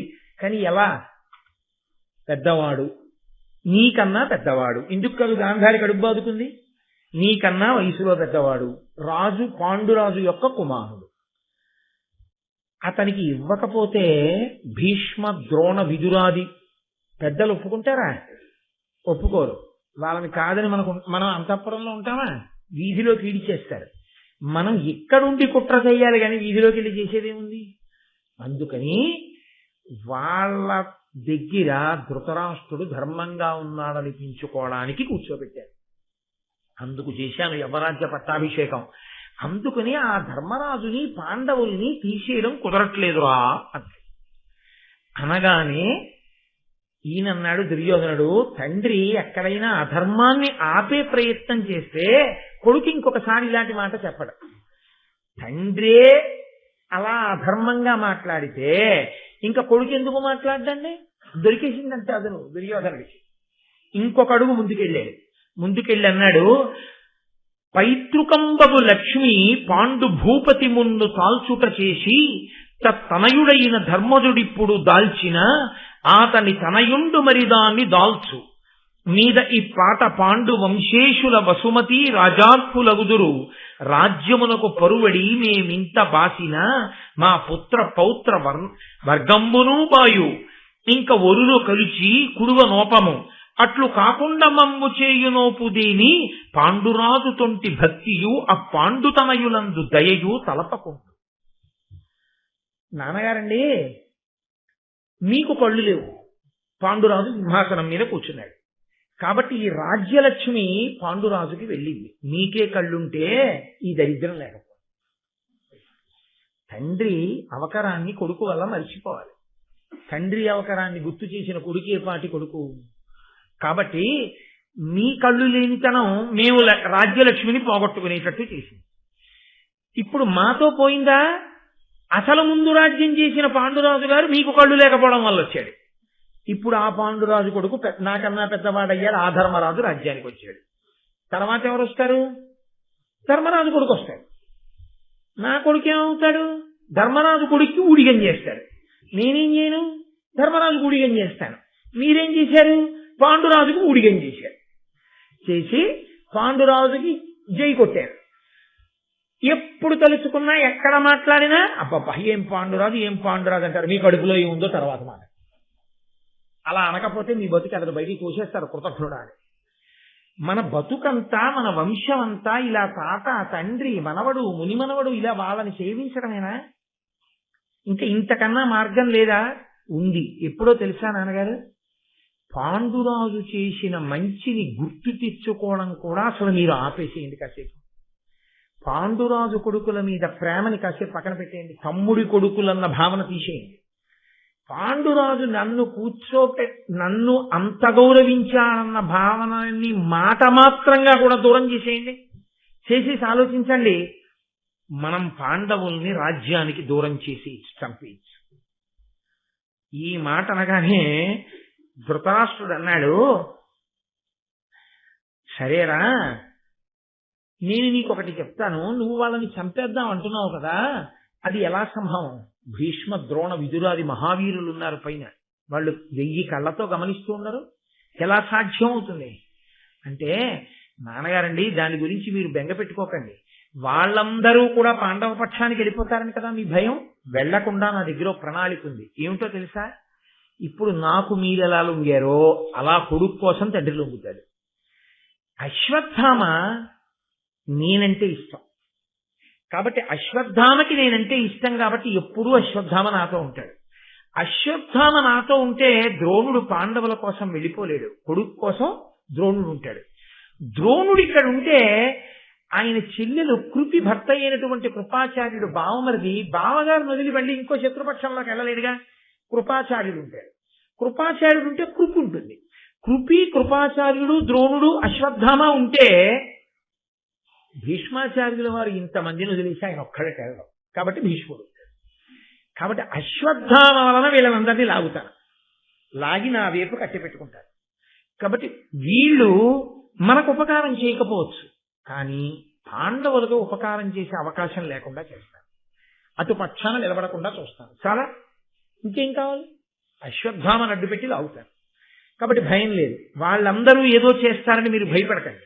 కాబట్టి ఇప్పుడు చెప్పండి నాన్నగారండి అంటే ఆ ధృతరాష్ట్రుడు అన్నాడు, ఏ నెల్ల ప్రొద్దున ఎడలోన తలతు నీ అభిప్రాయంబ ఇది దారుణంబుగాన వాకునకు జుల్కన తేరనోప కడగి పాండవుల ఏకత మెట్టులను అనుపగానగు మరి దీని గాంగేయ విదుర కలశజాశ్వత్థామ గౌతముల్ బుద్ధిగా ఒడంబడుదురే కాదయ్య అనినా కౌరవ జ్యేష్ఠుండు ఘనుడిట్టులనియే.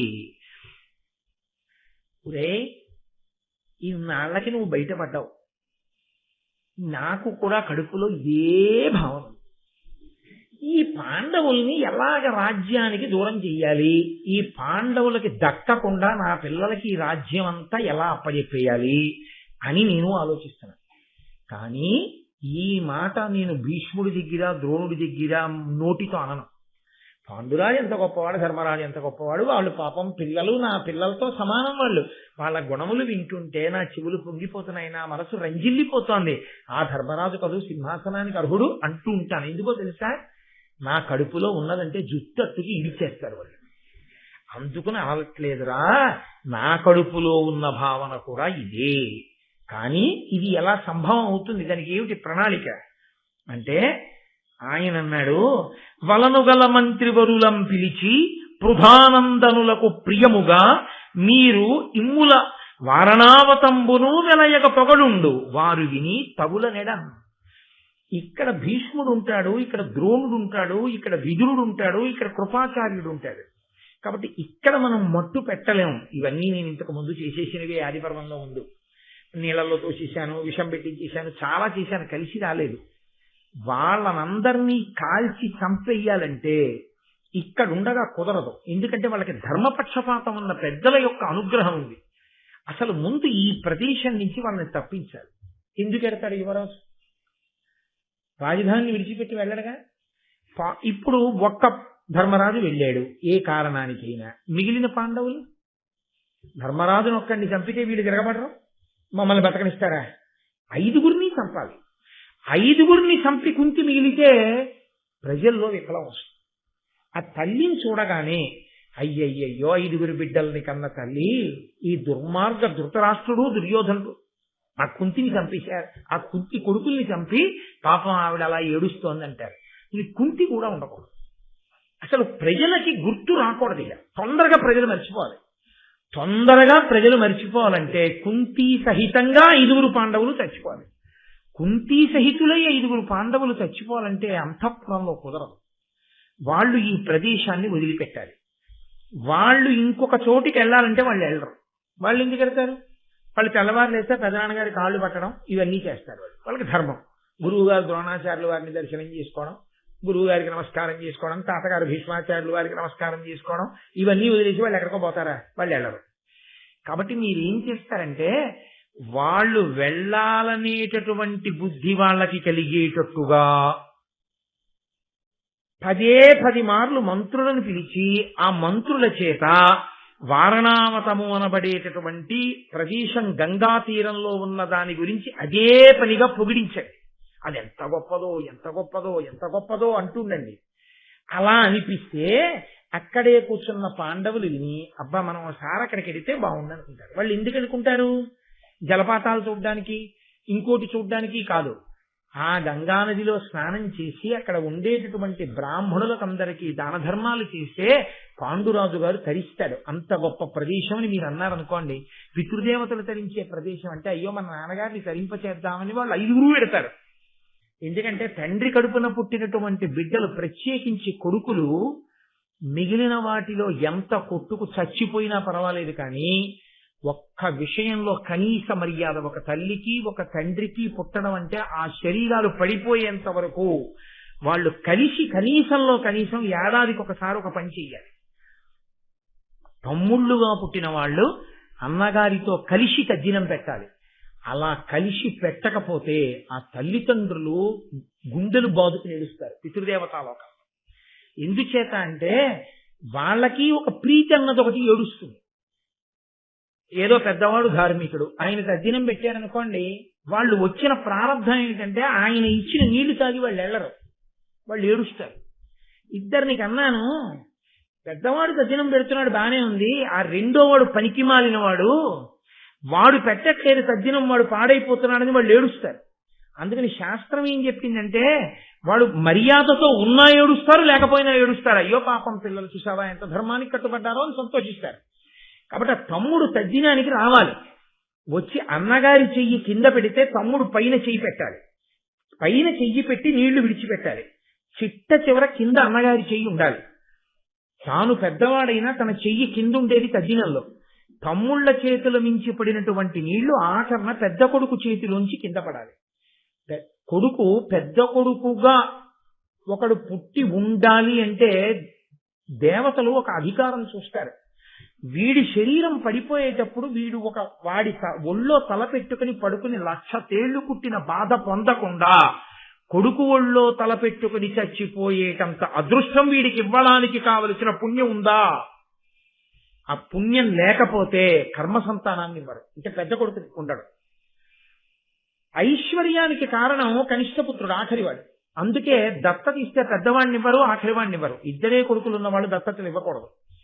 పెద్దవాడిని దత్తత ఇవ్వడానికి వీల్లేదు కర్మ సంతానం, కిందవాడిని ఇవ్వడానికి వీల్లేదు, వాడు ఐశ్వర్యానికి కారకం, వాడు లక్ష్మీప్రదమైనటువంటి సంతానం. అందుకే ఇద్దరు కొడుకులు ఉన్నవాళ్ళు ఏ కారణం చేత దత్తత ఇవ్వకూడదు. ముగ్గురు కొడుకులు ఉన్నవాళ్ళు మధ్యలో ఉన్న వాళ్ళని దత్తతిస్తారు. కాదని ఇస్తే రెండో వాడిని దత్తతిస్తే పెద్దవాడి ఐశ్వర్యం నశిస్తుంది. పెద్దవాడిని ఇస్తే ఉత్తర జన్మల్లో కర్మ చేయడానికి సంతానం ఉండదని శాస్త్రవాక్కు, నా సొంత మాట కాదు. కాబట్టి అన్నదమ్ములు అందరూ ఉండాలి పితృకార్యం అంటే. ఉండి కనీస మర్యాద. మీరు కొట్టుకున్నారు, దరిద్రం, అది వదిలేయండి. మిమ్మల్ని కన్న తండ్రి ఏం చేశాడు? ఆయన కని మీ అందరికీ నామకరణం చేశాడుగా, అందరికీ అన్నం పెట్టాడుగా, ఆయన ఇచ్చేదేదో అందరికీ ఇచ్చాడుగా. పెద్ద ఆయన ఇంట్లో ఫోటో పెట్టుకుని మా నాన్నగారిని గౌరవంగా చెప్పుకున్నట్టు నువ్వు చెప్పుకోవడానికి అధికారం ఇచ్చాడుగా. పాపం అంతటి మహానుభావుడు బతికున్నన్నాళ్ళు అన్ని ధర్మకార్యాలు చేశాడు, అంత పేరు గడించాడు, అంతటి మహాభక్తుడు. ఏమైనా కర్మ నువ్వు ఎందుకు పెట్టవు తద్దినం? నువ్వు ఎందుకు వెళ్ళావు అన్నయ్య దగ్గరికి? అలా వెళ్ళని తమ్ముడు కృతజ్ఞుడు వాడి. కాబట్టి అక్కడికెళ్ళి తద్దినం పెడితే, అక్కడికెళ్ళి పితృదేవతల పేరు చెప్పి దానాలు చేస్తే మీ తండ్రి తరిస్తాడు రా అని మంత్రులతో అనిపిస్తే నాన్నగారు 5గురు వెళ్ళిపోతారు. వెళ్ళిపోయేటప్పుడు అమ్మా నువ్వురా అంటారు. వాళ్ళ ధర్మానికి వాళ్ళు కట్టుబడి వెడితే మన ధర్మం మనకి తెలుసు, వాళ్ళ 6గురిని చంపేయడం తేలికేది. ఎందుకంటే వారణావతానికి వెళ్ళారు, ఏదో వాళ్ళ నాన్నగారికి కాస్త పుణ్యకార్యాలు చేసి పిల్లలు వచ్చేస్తారనుకుని భీష్ముడు, ద్రోణుడు, విదురుడు మొదలైన వాళ్ళందరూ యామరి ఉంటారు, పట్టించుకోరు. అప్పుడు మనం చంపేయచ్చు. కాబట్టి ఇది మీరు బయట పడకండి. మీరంటే అనుమానం వస్తుంది విదురుడికి. ఏమిట్రోయ్ కొత్తగా వారణావతం పంపించి అక్కడికి వెళ్ళి పెట్టమంటున్నాడు ఏమిటి అని అనుమానం రావచ్చు. అనుమానం వచ్చి ఏ విదురుడో వెనక బయలుదేరాడు అనుకోండి, నేను పెడతానయ్యా, వెళ్ళి మన నాన్నగారు ఉన్నాడుగా ఆయనకి పెట్టొస్తానన్నాడు అనుకోండి, లేకపోతే నువ్వు రావయ్యా వెళ్ళొద్దాం అన్నాడు అనుకోండి, మన బతికేటప్పుడు. కాబట్టి వద్దు, వాళ్ళంతటా వాళ్ళు నిర్ణయించుకునేటట్టు చెయ్యండి. వాళ్ళకే వెళ్ళాలన్న బుద్ధి పుట్టాలి. కాబట్టి మంత్రులు వచ్చి ఏదో ఆ వారణావతం గురించి మీ దగ్గర పొగడాలి. అది పాండవులు వింటూ ఉండగా పొగడాలి. ఏ నాన్న మీరు వెళ్తారా అని మీరు ఎంతో ప్రేమగా అడిగినట్లు అడగాలి. తమ్ముడు గుర్తొచ్చి తమ్ముడిని ఉద్ధరించడానికి మీరు తమ్ముడి పిల్లల్ని పంపిస్తున్నట్టు ఉండాలి. అప్పుడు వాళ్ళు వెళ్ళాలి. అప్పుడు మిగిలిన వాళ్ళకి అనుమానం రాదు. వీడు ఇంకా చిన్న పిల్ల, వీడు ధృతరాష్ట్రుడి కొడుకు. వీడి ఇలాంటి మాటలు చెప్తుంటే ఒరే నా తమ్ముడి ఉత్తమగతుల పేరు చెప్పి నేను ఇలాంటి పని చేయనని ఈడిచి దవడ మీద కొట్టద్దండి ధృతరాష్ట్రుడు. కొట్టలేదు, తప్పకుండా చేద్దాం నాన్న అన్నది. ఏ కొడుకు యొక్క ప్రబోధం తండ్రి ఇలాంటి అధర్మానికి వింటాడో అక్కడ చేటు రాక ఏమొస్తుంది? పెద్దరికాలు వయసు చేత రావు, పెద్దరికాలు ముందు పుట్టడం చేత రావు. పెద్దరికం వచ్చేది పరిణితి చేత వస్తుంది. ఆ పరిణితి ఎక్కడుంటుందో అక్కడ పెద్దరికం ఉంటుంది. కేవలం వయసు చేత అన్ని వేళలా పెద్దరికాన్ని ఇవ్వడం చాలా కష్టం, నేను మన్నింపబడదనగాక. కాబట్టి అలా చేద్దామని ఆ మంత్రుల్ని పిలిపించి ఒక రోజున ఆ వారణావతం గురించి గొప్ప స్తోత్రం చేయించారు. గంగా తీరం, ఎటువంటి ప్రదేశం, ఎటువంటి జలపాతాలు, ఎటువంటి చెరువులు, ఎటువంటి అరణ్యాలు, ఎటువంటి పుష్పాలు, ఎటువంటి పక్షులు, ఎటువంటి క్రూర మృగాలు, అక్కడ వేటాడాలి, పాపం ఆ ప్రజల్ని రక్షించాలి, ఇవన్నీ వీళ్ళని యువరాజువు కాబట్టి నీ కర్తవ్యం సుమా అని చెప్పించడం. అన్నీ చెప్పించిన తర్వాత అకస్మాత్తుగా కొద్దిగా కళ్ళమ్మట నీళ్లు పెట్టేసుకున్నట్టు ఉత్తరీయంతో ఇలా తుడిచేసుకుని పాండురాజు గుర్తొచ్చి, అయ్యో ఈ పిల్లలు వెళ్ళి పాండురాజుకి చేస్తే బాగుండు అనిపించినట్టుగా, ఎంత ప్రణాళికో చూడండి. నిజంగా అంతకన్నా దారుణమైన రాజకీయం ఇంకేముంటుందండి అని అన్నాడు. పాండుకుమారులం పిలువ పంచి సుహృన్నివహంబు నొద్ద ఆ పాండుతలంచి నిర్గళిత బాష్ప కరాళ కపోల యుగ్ముడై పాండు మహీషు కంటే అతి భక్తుల మిమ్మొకటేను పంచదన్ పాండు యశోద్ధులారా ఇది పథ్యము కాగా తలంపుడాత్మలో. ఆ వారణావతాన్ని గురించి తాను కూడా వినడం వల్ల తనకేదో స్ఫురణకొచ్చినట్టుగా 5గురిని దగ్గరికి పిలిచి, నాన్న ఇలా దగ్గరికి రండి, నువ్వు వచ్చారో లేదో కనపడదుగా, ఓసారి తడిని చూసి పాండుకుమారులం పిలువ పంచి సుహున్నివహంబు నొద్దన పాండు తలంచి, ఏదో పాండురాజు తనకి గుర్తొచ్చినట్టుగా, మా తమ్ముడు ఏమిటో నాకన్నా చిన్నవాడు, నాకు చెయ్యవలసిన వాడు అని ఇంకా మిగిలిన మాట రానట్టుగా, కంఠం గాద్గదికమైపోయినట్టుగా, కన్నులంబట నీరు తెచ్చేసుకుని ఉత్తరీయంతో కళ్ళు తుడిచేసుకుని చాలా బాధపడిపోతూ, అయ్యో పెద్దనాన్నగారు ఎందుకండి అలా కుమిలిపోతున్నారు, బాధపడకండి పెద్దనాన్నగారు అనిపించుకుని, నాన్న మీరు పాండురాజు కొడుకులరా, నా తమ్ముడిని తలుచుకుంటే నా మనసు పొంగిపోతుందిరా నాన్న, నేనొక్క మాట చెప్తాను, ఇది కాదనకండి, నా తమ్ముణ్ణి ఉద్ధరించడం నా వలన కాదు, అన్నగారిగా కొడుకే చెయ్యాలి, చెయ్యవలసినటువంటి కర్తవ్యం, అది కొడుకు చేస్తేనే అందేది. అందుకుని నాన్న నేను మిమ్మల్ని అడుగుతున్నాను, ఇలా అడిగారని ఏమనుకోవద్దు, నా తమ్ముణ్ణి ఉద్ధరించండిరా, మీరు వారణావతానికి వెళ్ళి అక్కడ బ్రాహ్మణులకు గొప్ప గొప్ప దానాలు అవి చేసి నా తమ్ముడు ఉత్తమగతులు పొందేటట్టు చెయ్యండిరా అని. చూసిన వాళ్ళందరూ అబ్బా ఏమి భాతృభక్తి, ఏమి ప్రేమ నిజంగా పాండురాజు మీద, ఆ పిల్లల్ని పంపించి ఉద్ధరించాలని, ధర్మరాజు వృద్ధిలోకి రావాలని కళ్ళు లేకపోయినా ఎంత విశాల మనస్కుడు రాయి ధృతరాష్ట్రుడు అనుకుంటున్నారు తప్ప ఆయన ఎంత పెద్ద నటుడో, ఎంత గొప్పగా నటించేస్తున్నాడో ఎవరికి తెలుసు. ఇది ధృతరాష్ట్రుని యొక్క నిజస్వరూపం, పెనువేప విత్తు, పైకి దొరకడం. కాబట్టి ఇప్పుడు పాపం వాళ్ళు ధర్మమునకు కట్టుబడతారు, వాళ్ళు అమాయకులు అని మీరు అనుకోకూడదు. వాళ్ళకేమిటో తెలుసా అండి, వాళ్ళు ధర్మమునకు కట్టుబడి ఉంటారు. మా నాన్నగారు తరిస్తారు, మా పెద్ద నాన్నగారు చెప్పారు అంతే, మా పెద్ద నాన్నగారు చెప్పిన మాట మేము వినాలి. ఎందుకు కదండి ఆర్షధర్మంలో గొప్పతనం ఎక్కడొచ్చిందంటే, తానే డబ్బు ఖర్చు పెట్టుకోవచ్చు, తానే సంబంధం చూసుకోవచ్చు, తానే పెళ్ళంతా చేస్తుండొచ్చు, అన్నగారు 5 రూపాయలు ఇవ్వలేని వాడు అయి ఉండొచ్చు, అయినా తన పేరు వేసుకోడు.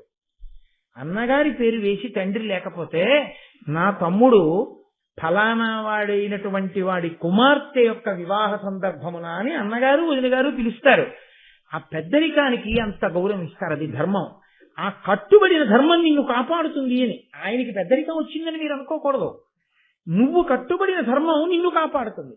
నువ్వు ఆయనకి పెద్దరికం ఇవ్వడం చేత నువ్వు పెద్దవాడి అవుతావు, నువ్వు పూజ చేయడం చేత నువ్వు పూజార్హుడు అవుతావు, నువ్వు కృతజ్ఞుడు అవడం చేత నువ్వు లోకమునకు ఆదర్శం అవుతావు. కాబట్టి ధర్మమునకు వాళ్ళు కట్టుబడ్డారు, ఇదే వాళ్ళని రక్షిస్తుంది. ధర్మో రక్షతి రక్షితః.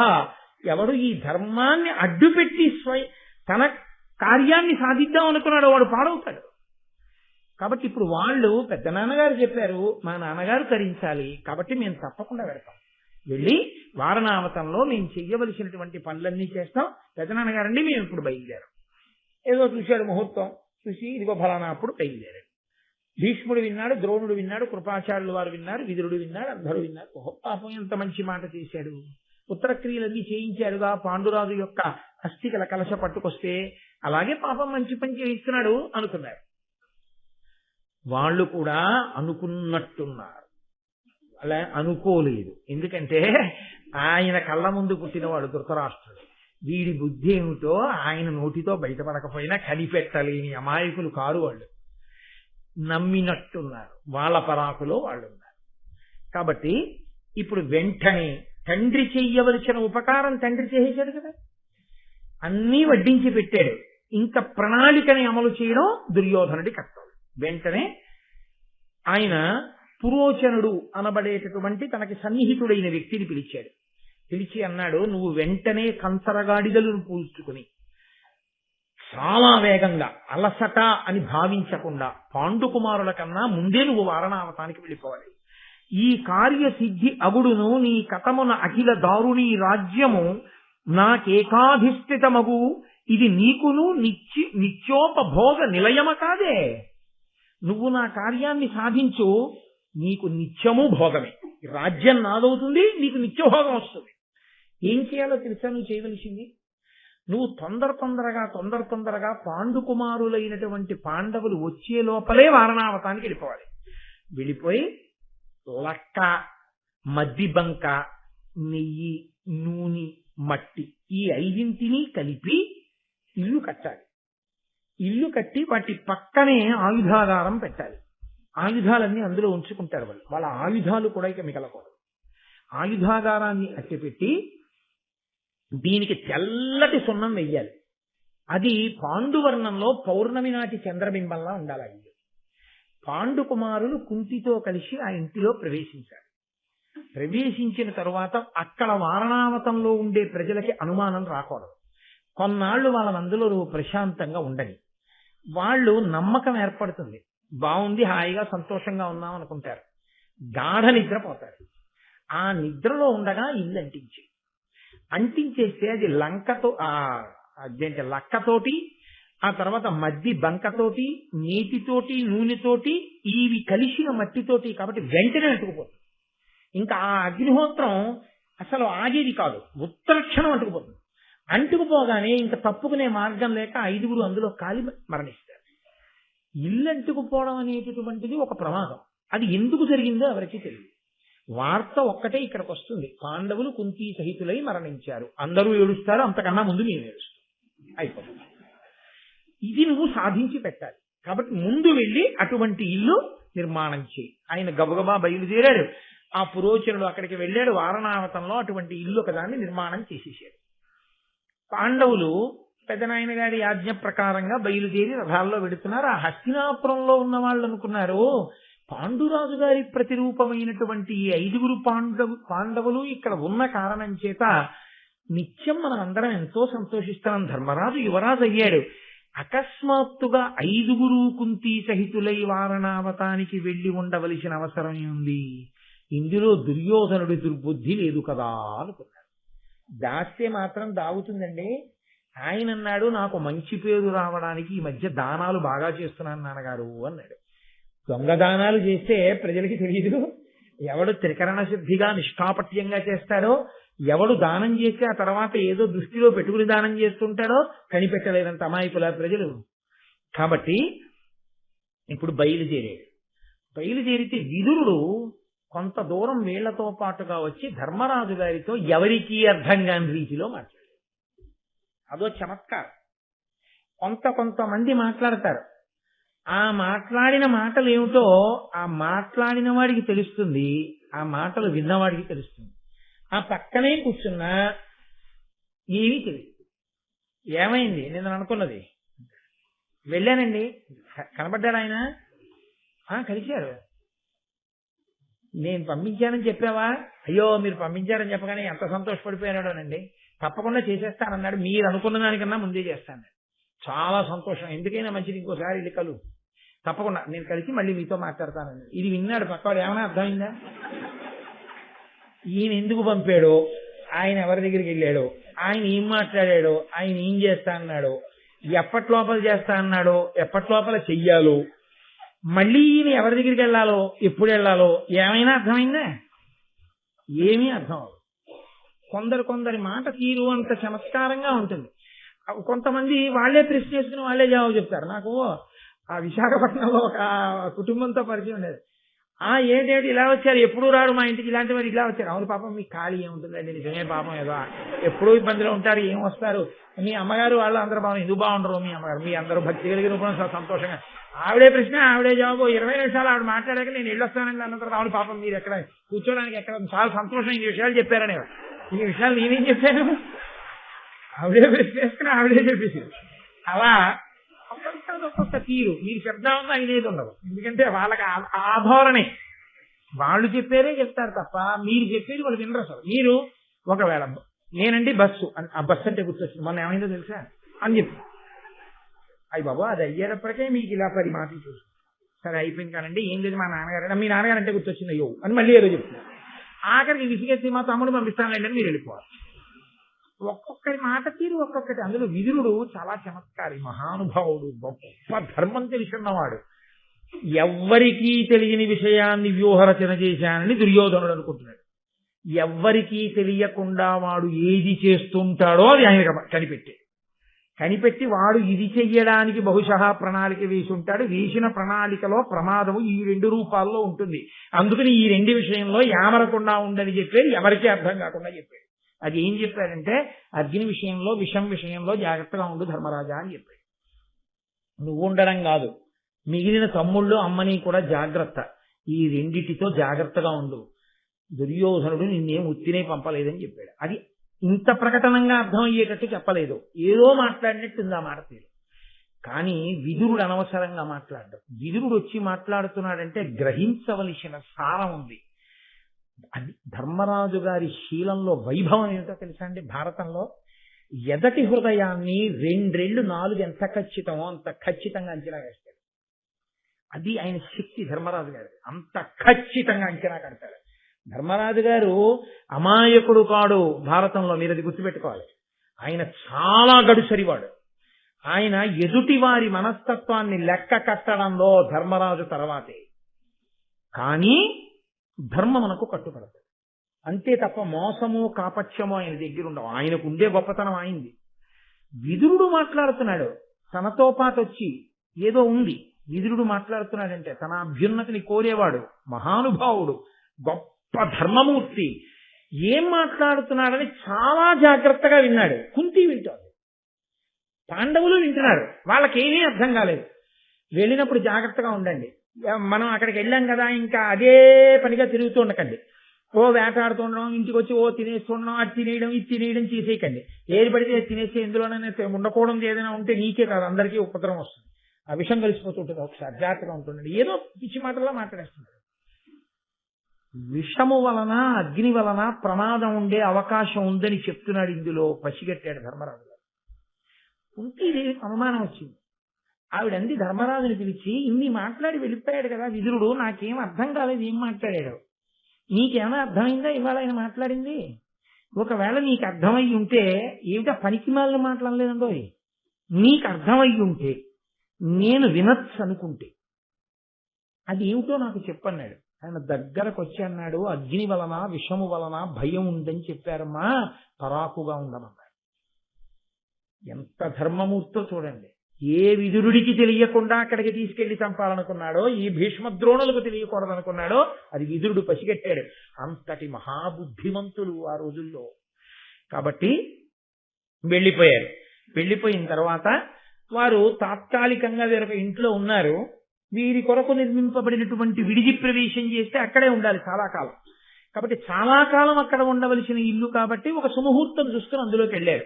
బ్రాహ్మణులను తీసుకొచ్చి పుణ్యాహవాచనం చేయించి ఓ కొబ్బరికాయ కొట్టుకుని గుమ్మం దాటి ఆ ఇంట్లోకి వెళ్ళారు, లాక్షాగృహంలోకి, ఆ లక్కతో కట్టబడినటువంటి ఇంట్లోకి. వెళ్ళగానే అబ్బా చాలా బాగుంది ఇల్లు, ఎక్కడా లక్కతో కట్టినట్టు తెలియదు. ఎందుకంటే పైన జాగ్రత్తగా సున్నం వేశారు. లోపలికి వెళ్ళగానే ధర్మరాజు గారు భీముణ్ణి దగ్గరికి పిలిచి చెవిలో అన్నాడు, ఈ గృహ పూజ్యంబులు లాక్షాగర్భములు ఆద్య తైల గంధులు మరి శాస్త్రాగార సమీపము మాయాగృహమగునిది అవశ్యం అగ్నేయంబై. భీమా, ఈ ఇంటిని కట్టినప్పుడు మట్టితో, మద్ది బంకతో, లక్కతో, నూనెతో, నీతితో కట్టారు. కాబట్టి ఈ ఇంటికి పక్కనే ఆయుధాగారాన్ని పెట్టారు.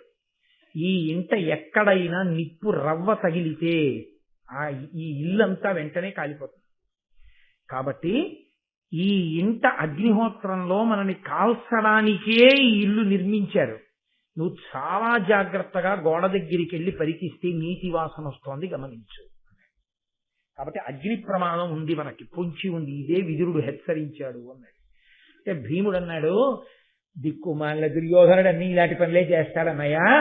అసలు మనం ఈ ఇంట్లోకి రాకముందు ఎక్కడున్నామో అక్కడికి వెళ్ళిపోయి ఈ ఇంటికి రాత్రి మనమే నిప్పెట్టేద్దాం అంటే అది ధర్మరాజు. ఆయన ఏమన్నాడో తెలియదు. బలం భీముడిది, ధార్మికమైన ఆలోచన ధర్మరాజుది, నడిపిస్తాడు. వీళ్ళు వశవర్తులు అవుతారు ఆ ధర్మానికి. అక్కడుంది విజయం అంతా. ఆయన అన్నాడు, ఇది ఎవరు కట్టించారు? మనకి విడిది అని ధృతరాష్ట్ర మహారాజు కట్టించాడు. ధృతరాష్ట్రుడెవడు? మన పెదనాన్న.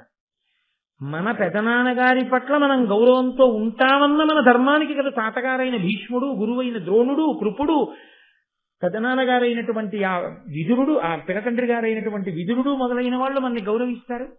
ఇప్పుడు మనం ఈ ఇంట్లోకి వచ్చి మళ్ళీ వెంటనే బయటికి వెళ్ళిపోయి ఈ ఇల్లు ఇవాళ రాత్రి కాల్ చేస్తే తిరిగి ఎటొస్తుంది? అంటే మేము కట్టించిన ఇంట్లో ఏదో ఉందని వాళ్లే కాల్చేశారు, ఏ ఆగ్నేయాస్త్రం వేసి. మా మీద నింద మోపాలనుకుంటున్నారని ప్రచారం చేస్తే మన వంశంలో అంతఃపురంలో పెద్ద కలతకి దారి తీస్తుంది. పెద్దలు చిన్నబుచ్చుకోరు భీష్మాదులు, ఏమిటి ఇలా దెబ్బలాడుకుంటున్నారని. కాబట్టి మనం ఇక్కడే ఉండాలి, మనం యామరపాటుతో ఉన్నట్టు ఉండాలి, కానీ పరాకుగా ఉండాలి. పగలింట్లో ఇక్కడ ఉండకూడదు, పగలంతా వేటాడడానికి వెళ్ళిపోవాలి, రాత్రి తిరిగి రావాలి. మనం నిద్రపోతున్నామని వాళ్ళు అనుకోవాలి. మనం నిద్రపోతున్నట్లు ఉంటూ అత్యంత పరాకుగా మన జాగ్రత్తలో మనం ఉండాలి. ఎవరైనా నిప్పంటిస్తారేమో చూసుకుంటూ ఉండాలి. అంటే వాళ్ళు నిద్రపోయింది ఏమైనా ఉందా ఇంకా ఇంట్లో? పగలంతా అసలు ఆ ఇంట్లో ఉండకుండా వెళ్ళిపోయేవారు వేటకి. బాగా చీకటి పడిన తర్వాత ఇంటికి వచ్చేవారు. దీని మీద పురోచనుడు చేసిన ఆలోచన ఏమిటో తెలుసా అండి?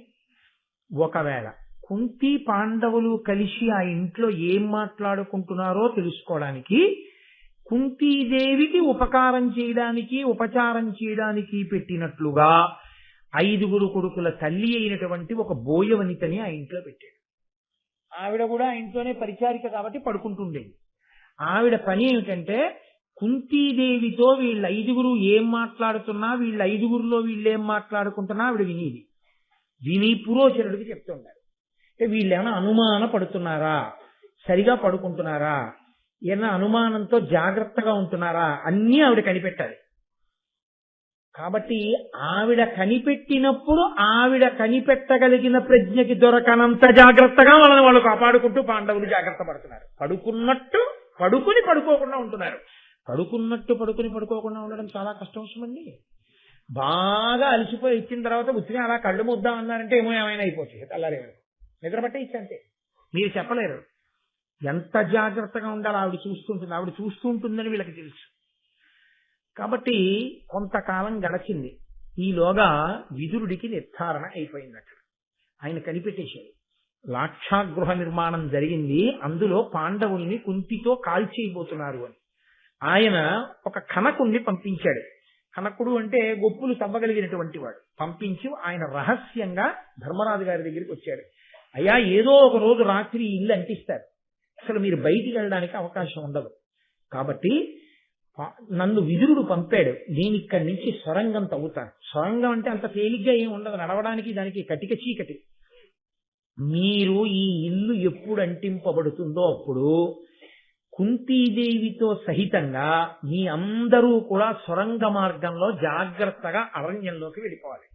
వారణావతంలో ఎక్కడా కనపడకూడదు. కాబట్టి అరణ్యంలోకి సొరంగం వెళ్ళిపోయేటట్టుగా నేను చాలా వేగంగా తవ్వేస్తాను సొరంగాన్ని. మీరు ఆపద వచ్చినప్పుడు అందులోంచి వెళ్ళిపోండి అని చెప్పాడు. అలాగేనన్నాడు.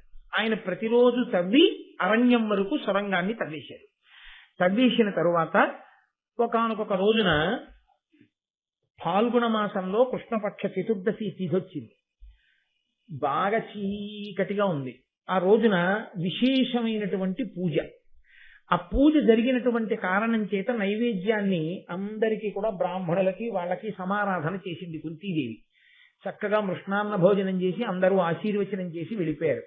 ఈ బోయవనిత ఆమె యొక్క 5 కుమారులు కూడా శుభ్రంగా అన్నమంతా తినేసి మధుర పదార్థాలను ఆ కళ్ళు తాగేశారు. ఆ కళ్ళు తాగడంలో వాళ్ళు ఒళ్ళు మరిచి నిద్రపోతున్నారు. ఆ బోయవనిత 5 కుమారులు. పురోచనుడు ముహూర్త నిర్ణయం చేసుకుంటున్నాడు, ఆ ఇల్లు కాల్చేద్దాం. ఆయన కూడా పక్కనే పడుకుని ఉన్నాడు ఆ లక్షాగృహంలో, అనుమానం రాకూడదని. ధర్మరాజు గారు అన్నాడు, ఇంకింతకన్నా ఇక్కడ మనం ఉండకూడదు. భీమసేన బాగా చీకటి పడింది, మంచి నిద్రలో ఉన్నారు పాండవులు, కుంతి. అందరినీ నిద్ర లేపాడు. హఠాత్తుగా నిద్రలేచి అలవాటు లేని సొరంగంలో నడవడం అంత తేలికైన విషయం కాదు. ఈ రోజు రాత్రే మనం వెళ్ళిపోవాలి సొరంగంలోంచి. కాబట్టి మేము సొరంగంలోకి వెళ్ళగానే నిప్పు పెట్టి నువ్వు కూడా సొరంగంలోకి వచ్చేయండి. కుంతీదేవిని తీసుకెళ్లి 4 పాండవులు లోపలికి వెళ్ళారు. భీమసేనుడు ఆ లక్క ఇంటికి నిప్పు పెట్టాడు ఆయుధాగారంతో కలిపి. అది నెయ్యి, నూనె, ఆ మద్ది బంక, లక్క ఇది ఎంతలో అంటుకుంటాయండి? ఇల్లు వెంటనే అంటేసుకుంది. అంతే. భీముడు సొరంగంలోకి వెళ్ళాడు. తీరా సొరంగంలోకి వెళ్ళాక కుంతి నడవలేకపోయింది. ఎందుచేత అంటే గాఢ నిద్రలో లేచింది. ఆవిడేం సామాన్యమైన వనిత, మహాతల్లి, పాండురాజు గారి యొక్క భార్య, మహారాజ్ఞి. ఆవిడ కర్మ, ఆవిడ నడవలేకపోయింది. అర్జునుడంతటి వాడు తడబడిపోయాడు, అడుగులు పడలేదు. అటువంటి స్థితిలో నిజంగా భీమసేనుడు కారణజన్ముడండి, వాయుపుత్రుడు. నమస్తే వాయు త్వమేవ ప్రత్యక్షం బ్రహ్మాసి అని కదా, అది ఊపిరి పోస్తాడు మహానుభావుడు ఆ వాయుదేవుడు. ఎక్కడ ధర్మం ఉందో, ఎక్కడ దేవతానుగ్రహం ఉందో అక్కడ రక్షణ ఏదో ఒక రూపంలో ప్రసరిస్తుంది. కాబట్టే విదురుడు అంత జాగ్రత్త పడి అక్కడి నుంచి కనకుణ్ణి పంపాడు. కనకుణ్ణి పంపకపోయి ఉంటే విదురుడు, నేను చెప్పాను కదా వాళ్ళు యామరపాట్లో ఉంటారులే అనుకుని ఉంటే, నిజంగా కానీ పురోచనుడు ఆ ఇంటిని అంటించేస్తే తప్పుకోవడం వాళ్ళకి సాధ్యం. అటువంటి ఇంటికి కనకుణ్ణి విదురుడు పంపి సొరంగం తవ్వుతున్నాడన్న విషయం కట్టిన పురోచనుడికి కూడా తెలియదు, ఆ ఇంట్లో ఉన్న భోయకాంతకి తెలియదు. అంత జాగ్రత్తగా తెలిసాడు. కాబట్టి వీళ్లే ఇంటికి నిప్పు పెట్టి వెళ్ళిపోయారు. చూడండి, ఆపద నుంచి తప్పుకోవడం, మనకి రాబోయే కష్టానికి ముందే విరుగుడు కనపడడం, పరమేశ్వరానుగ్రహం ఎక్కడుంటుందో అక్కడ అలా కలిసి వస్తుంది. కలిసి వచ్చి ఆపద నుంచి తప్పుకుంటాడు. ఎక్కడ పరమేశ్వరానుగ్రహం ఉండదో, ఎక్కడ ధర్మం ఉండదో, ధర్మము లేని చోట ఈశ్వరానుగ్రహం ఉండదు.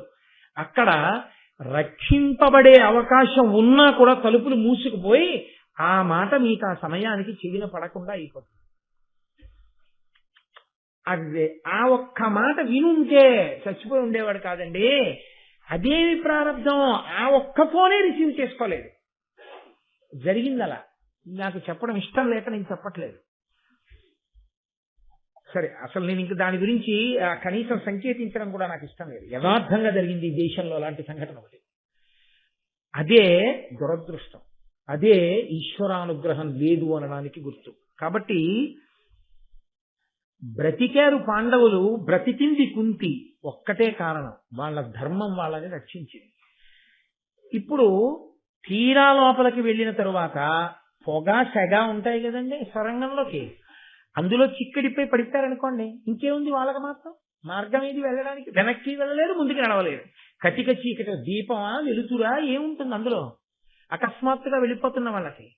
కడునిద్రగానక తొడరుచు వడిగొని నడవంగ నేరక తడయుచున్న నిరిగి చెచ్చెర తల్లి అరకట నిడి ధర్మసుత విజయుల తన వితత బాహు యమళంబు నెక్కించి యముల నుత్సంగంబులెక్కించుకొని భీముడక్కజముగ నరిగెడు రయమున తరులు సాల్వడి మ్రొగ్గ పదఘట్టనంబుల సదిశి రాలు నురుముగాద ఇట్లు నిరయంగా సత్వంబు మెరసి రాతిరెల్ల నొరక పవన తనయుడరిగే పవలు సనినట్లు చీకటి ఎనక ముండ్లు గండ్లు ననక తెరలి. ఆ గబగబా నడవలేక పడిపోతున్నటువంటి కుంతీదేవిని ఎత్తుకుని ఇలా మెడల మీద వేసుకున్నాడు. ఏదో ఉత్తరీయాన్ని ఇలా తీసి ఇలా వేసేసుకుంటారు చూశారు, అలా కుంతీదేవిని తీసి ఇలా మెడ మీద వేసేసుకున్నాడు. ధర్మరాజు గారిని అర్జునుణ్ణి తీసుకుని 2 భుజాల మీద ఎక్కించేసుకున్నాడు. నకులుణ్ణి సహదేవుణ్ణి 2 చేతులతో ఎత్తుకుని తన ఒళ్ళో కూర్చోపెట్టుకున్నట్టుగా పట్టుకుని ఎంత వేగంగా వెళ్ళిపోయాడంటే ఆ కటిక చీకట్లో, ఆ సొరంగంలో ఆయన వెడుతూ ఉంటే ఆయన శరీరపు రాపిడికి కొమ్మలు విరిగి పడిపోయి ఆయన పదఘట్టనలకి శిలలు పిండైపోతుండగా అత్యంత వేగంతో పగటిపూట అనాయాసంగా నడిచి వెళ్ళిపోయిన వాడు వెళ్ళిపోయినట్టుగా సొరంగ మార్గంలో చాలా తొందరగా అరణ్యానికి చేర్చేశాడు. ఇంతటి బాహుబలం మహానుభావుడు ఈశ్వరుడు అటువంటి స్థితిని ఏర్పాటు చేశాడు. అత సొరంగ మార్గంలో అలా ఎక్కించుకుని అలా పట్టుకుని వెడుతుంటే ఒళ్ళోకి నకుల సహదేవులు ఉన్నారు, ఈ మోచేతులు. అందులో మోచేయి కొట్టుకుందనుకోండి అలా ఇలా ఉంటుంది. ఆ సొరంగం విశాలంగా తవ్వుతారేంటి, అది మోచేతులకు కొట్టుకుంటుంటే ఎంతసేపు తీసుకెళ్ళగలడు. కానీ ఆయన బలం అటువంటిది. అందుకే పుట్టగానే శిలలు భిన్నమైపోయాయి. ఆయన మోచేతుల బొరిపిడికి శిలలు గుండలైపోయి కింద పడిపోయి ఆయన పగటిపూట వెళ్ళినట్టు నడిచి వెళ్ళిపోతుంటే ముళ్ళు రాళ్ళు ఇవన్నీ పిండైపోయి చెట్ల కొమ్మలు విరిగిపోయి అంత వేగంగా కటిక చీకట్లో గంగానది దక్షిణ తీరానికి తీసుకెళ్లి ఈ 5గురిని ఆమరునాటి సాయంకాలం వరకు నడిచాడండి మహానుభావుడు. ఏ సామాన్యమైన నడక నడిచాడనుకుంటున్నారా? అమ్మయ్యా బతికాం 5గురం తల్లి అని వీళ్ళని ఇంత ఎత్తుకుని తీసుకొస్తే వాళ్ళు బడలిపోయారు. ఆ కుదుపులు ఎత్తుకు తీసుకొచ్చిన వాడు సంతోషంగా ఉన్నాడు. అది భీమబలం అంటే. పరమేశ్వరుడు ఎంతంత గొప్ప స్థితిని, ఎక్కడ ధర్మం ఉందో అక్కడ ఇవన్నీ ఉంటాయండి. ధర్మం ఒక్కటే. అందుకే సమస్త వాంగ్మయము యొక్క ప్రయోజనం ఒక్కటే. ధర్మాన్ని పట్టుకో, ధర్మాన్ని పట్టుకో, ధర్మాన్ని పట్టుకో. నువ్వు ధర్మాన్ని ఒక్కదాన్ని పట్టుకో, నీకు అన్నీ కలుగుతాయి. నువ్వు ధర్మాన్ని ఒక్కదాన్ని విస్మరించి ఏవి పట్టుకో నిన్ను రక్షించవు. కాబట్టి అది మనకి నిరూపణం చేస్తారు ఇటువంటి ఘట్టాల్లో పెద్దలు. కాబట్టి ఇప్పుడు ఆయన తీసుకెళ్లి అరణ్యంలో పడుకోబెట్టాడు. ఆ ఇల్లు కాలిపోతోంది. వారణావతంలో వాళ్ళందరూ సంతోషించారు, పాండవులు కుంతి వచ్చారని. వాళ్ళు పరుగు పరుగున ఆ లక్షాగృహం దగ్గరికి వచ్చారు. హరే రే పాండవులు 5గురు కాలిపోయారు, కుంతి కాలిపోయారు. పాపం గబగబా ఇంట్లోకి వెళ్లే ప్రయత్నం చేశారు. కానీ అది అంటుకున్నటువంటి కొన్ని నిమిషములలో కాలిపోతుంది. కాబట్టి కాలిపోయి బూడి అయిపోయిన తర్వాత వీళ్ళు గబగబా లోపలికెళ్ళి ఏది కుంతి శవం, ఏది పాండవుల శవం అని వెతికారు. వెతికితే ఆ బోయకాంత అనే 5గురు కుమారుల యొక్క అస్థిపంజరాలు ఉన్నాయి. అవే కుంతి 5గురు కుమారుల అస్థిపంజరాలనుకుని వారణావతంలో ఉన్న వాళ్ళందరూ ఏడ్చారు. ఎవడా ఇల్లు కట్టాడో ఆ పురోచనుడు కూడా కాలి మరణించాడు. 5గురు పాండవులు కుంతి చచ్చిపోయారని లోకమంతా అనుకుంది. కనకుడు మాత్రం ఎవరు గొయ్యి తవ్వాడో ఆయన లోపలికెళ్ళి చూశాడు. ఈ 5 కాకుండా ఇంకేమైనా ఉన్నాయా మృతదేహాలు? లేవు. సొరంగంలోంచి వెళ్ళిపోయినటువంటి జాడ కనపడింది. ఓ పాండవులు చేరిపోయారు చాలు. ఆయన కూడా బూజిలో ఏదో వెతుకుతున్నట్టుగా నటిస్తూ సొరంగం బయటపడింది అనుకోండి. ఇదేమిటి సొరంగం ఉందని కొంతమంది అందులోంచి వెళ్ళి చూస్తారు. ఆ సొరంగాన్ని బూజితో కప్పేశారు వెతుకుతున్నట్టుగా. దాంతో అక్కడ సొరంగం ఉందన్న విషయాన్ని కూడా ఎవరు చూడలేదు.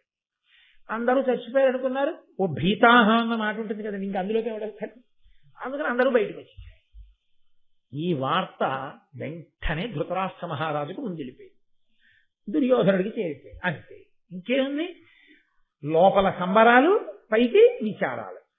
ఎంత విచిత్రమైన స్థితి అయిపోయింది. పన్నాగం నెరవేరిపోయింది అని పరమ సంతోషాన్ని పొందేశారు. అక్కడ ధృతరాష్ట్ర మహారాజు సభలో ఉన్నాడు. ఇది విని ఏమీ తెలియనటువంటి వాళ్ళ బాధిత శత్రువర్గులకు పాండు కుమారుల దుఃఖవాక్తమత్యాధములైన సౌబల దివాధివసూనుల యొద్దనప్పుడు అప్పుడు దుర్యోధనుడాదిగా గల సుతులున్న సభన్మిని దుఃఖితాత్ముడై ఆ ధృతరాష్ట్రుడా వరచిన ఎట్లరిచెన్ వివిధ ప్రలాపుడై. కర్ణుడు, దుర్యోధనుడు, దుశ్శాసనుడు, శకుని మొదలైన వాళ్ళు తనకి కావలసిన వాళ్ళందరూ చుట్టూ కూర్చునుండగా వార్త వచ్చింది.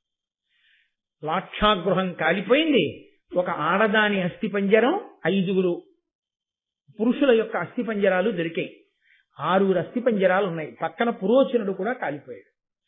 ఈ వార్త వినగానే లోపల ఎంత ఆనందపడిపోయాడో పైకి ఆవరిచినట్టు అరిచాడు. నన్నయ్య గారు అన్నారు, ధృతరాష్ట్రుడు ఆవరచినట్ల రచన్ వివిధ ప్రలాపుడై. లోపల సంతోషం అది ఆగక ఏదేదో అంటున్నాడు. ఏదో పెద్ద బాధ వచ్చేసిన వాళ్ళ, అయ్యో పాండవులు 5గురు చచ్చిపోయారు రా, కుంతి చచ్చిపోయింది రా అని ఏదో పెద్ద ఆవు చూడండి ఆందోళనతో ఆవు అరిస్తే గమ్మత్తుగా ఉంటుందండో, మీరు ఎప్పుడైనా గమనించారో లేదో. అదేంటే చూశారు, అదేంటే యువర్ అటెన్షన్ ప్లీజ్, అంతేగాని మనం అటు వైపు దృష్టి పెట్టాం. ఆవు అరిస్తే మీ దృష్టి లేకుండా చెడుతుంది. మీరు ఎప్పుడైనా గమనించండి. అందులో సెకండ్ ఫ్లోర్ లాంటి ఫ్లోర్స్ లో అపార్ట్మెంట్లో ఉన్న వాళ్ళకి ఇది బాగా అనుభవం ఉంటుంది. ఎందుచేతంటే ఆవు దూడ కనపడలేదనుకోండి, ఆ సందు మొదట్లో నించుని అంబా అని అరిచినప్పుడు ఆ చివర అంబారావంలో మామూలుగా ప్రసన్నంగా ఏదో సంతోషంగా ఉండి దూరంగా మీరు తోటకూరలు బట్టి కట్టబట్టి ఎంతకీ తీసుకురాకపోతే అంబా అంటుంది. దూడ కనపడలేదనుకోండి, ఆ చివర ధ్వని ఆందోళన తెలుస్తుంది, అంబా అంటుంది. అది మీకు అబ్బా ఏంటి అలా అరుస్తోంది ఆవు అనిపిస్తుంది. పైగా అది గబ్బ గబ్బ గబ్బ నడుచుకుంటూ ఇలా సందుల వంక చూస్తూ మళ్ళీ ఆగి మళ్ళీ ఓసారి అరిచి మళ్ళీ వెళ్ళిపోతుంది ఆ దూడ కోసం. ఆఖరికి ఆ దూడ ఎక్కడో కనబడి అంబే అని అది పరిగెత్తుకుంటూ దీని దగ్గరికి వచ్చి దీని పొదుగులో కుమ్మితే దాని ఆనందం చూడాలి. ఇలా వెనక్కి తిరిగిపోయి ఊగిపోయేటట్టుగా దూడను నాకేసుకుంటుంది. ఎంత సంతోషం! ఆ ఆవు దూడల ప్రేమ లోకంలో ఆశ్చర్యకరంగా ఉంటుంది. గోవు గోవత్సము అంటారు. అందుకే అపార్ట్మెంట్ లో ఉన్న వాళ్ళకి బాగా తెలుస్తుందండి ఈ విషయం, అంటే పరికించగలిగిన ప్రజ్ఞ ఉంటుంది. కాబట్టి ఆ ఆవు ఎలా అరుస్తుందో అంటే అంత ప్రేమ ఏడిచినట్టు అరిచాడు ధృతరాష్ట్రుడు. అరిచి ఇంకా వివిధ రకములైనటువంటి ధ్వనులు చేస్తూ ఏడుస్తున్నాడు. పాపం భీష్ముడు వచ్చాడు, ద్రోణుడు వచ్చాడు, కురుకుడు వచ్చాడు, విదురుడు వచ్చాడు. ధృతరాష్ట్రుడు ఎలా ఏడుస్తున్నట్టున్నాడో అలాగే ఏడుస్తున్నట్టు విదురుడున్నాడు. అక్కడే ఉన్నారు ఏడుస్తున్నట్టున్న వాళ్ళు. రక్షించి రక్షింపబడి ఉన్నారని తెలియనట్టుగా ఏడుస్తున్నవాడు ఒకడు. తాను భక్షిద్దామనుకున్న వాళ్ళు భక్షింపబడలేదని తెలియక భక్షింపబడ్డారనుకుని ఏడుస్తున్న వాళ్ళు కొందరు. ఇది అన్నీ తెలుసున్నవాడు ఈశ్వరుడు. ఎవరు ఏడవాలో అందరూ ఏడుస్తున్నారు, కానీ ఏడిచిన వాడిని చూసి దొంగ ఏడుపు ఏడుస్తున్న వాళ్ళు కొందరు. దొంగ ఏడుపులో లోపల సంతోషంతో దొంగ ఏడుపు ఏడుస్తున్న వాళ్ళు కొందరు. ఇద్దరికీ లోపల సంతోషమే. అమ్మయ్య వాడు బతికేశారని దొంగ ఏడుపు ఒకళ్ళది, అమ్మయ్య వాడు చచ్చిపోయారని దొంగ ఏడుపు ఒకళ్ళది. మొత్తానికి సభలో మాత్రం ఏడుపులు ఉన్నాయి, కానీ రెండు వర్గాలు ఉన్నాయి ఏడుపుల్లో. ఎంత విచిత్రమైన సంతాప సభలండి లోకంలో ఇప్పటికీ లేవు. ఎన్ని చోట్ల కనపడవు ఇలాంటివన్నీ. కాబట్టి అయిపోయింది. మొత్తానికి ధృతరాష్ట్రుడు శాంతించాడు, దుర్యోధనుడు సంతోషపడ్డాడు. కానీ ఒక్కదానికి పాపం దుర్యోధనుడు ఏడ్చాట. అయ్యో పాపం పురోచనుడు చచ్చిపోయాడే, మనకి నమ్మిన బంటు ఎంత గొప్ప ఇల్లు కట్టాడు వాడు బతికుంటే బాగుండేదని ఏడ్చాడు. అయిపోయింది. సూర్యాస్తమయం అయిపోయింది. వీళ్ళని తీసుకుని వెళ్ళాడు. మంచి దాహం, అంతటి బలశాలి, ఇంత కష్టపడ్డాడు కదండి. నీళ్ళు ఎక్కడున్నాయి ఎవరు చెప్తారా? కటిక అరణ్యంలో. కాబట్టి వీళ్ళని ఆ చెట్టు కింద కూర్చోబెట్టి ఆయన చెట్టు ఎక్కి చుట్టూ చూశాడు. రామాయణంలో చాలా గొప్పగా ఉంటుంది. నీరు ఉన్న ప్రదేశాన్ని రాముడు ఎలా గుర్తిరిగేవాడో చెప్పడంలో అసలు ఆ లక్షణాలు వాల్మీకి చెప్తుంటే ప్రకృతి అందాలని వర్ణించడం వాల్మీకికే అబ్బా ఏమి రామాయణం అండి. నిజంగా రామాయణం అంటే మళ్ళీ రామాయణం చెప్పే బుద్ధి వస్తుంది, అంత గొప్ప రామాయణం. కాబట్టి అందులో ఏదో రెక్కలు తడిసిన పిట్టలు కనపడుతున్నాయి అంటే దగ్గరలో జలాశయం ఉంది లక్ష్మణ చూడంటూ ఉంటాడు రాముడు. ఆయన చెట్టు మీద నుంచి చూస్తే బోలెడండి అరదిరిచినటువంటి తామర పూలు, కొంగలు, క్రౌంచ పక్షులు, బెగ్గురు పక్షులు ఇలాంటివి కనబడ్డాయి. ఆ పక్షులు కనబడ్డాయంటే దగ్గరలో నీళ్లున్నాయని గుర్తు. నీళ్లుంటేనే కొంగ అవి ఉంటాయి. కాబట్టి నేను ఇవాళ మధ్యాహ్నం ఇంటికి వెళ్ళా. ఆ ఇంట్లో ఈశాన్యంలో చక్కటి కొలను కట్టి తామర పూలు వేసి అందులో వాళ్ళు రంగురంగుల చేపలు వేసుకున్నారు. చిత్రం ఏంటో తెలుసా అండి? ఒక ఇంట్లో కొలను కట్టి కొలంలో తామర పూలు చేపలు వేస్తే తెలుసుకుని కొంగొచ్చి గట్టు మీద కూర్చుని పైకి వచ్చిన చేపల్ని తినేస్తే ఆ ఇంటి యజమాని ఏం చేస్తున్నారంటే ఆ కొలను మీద వల వేశారు.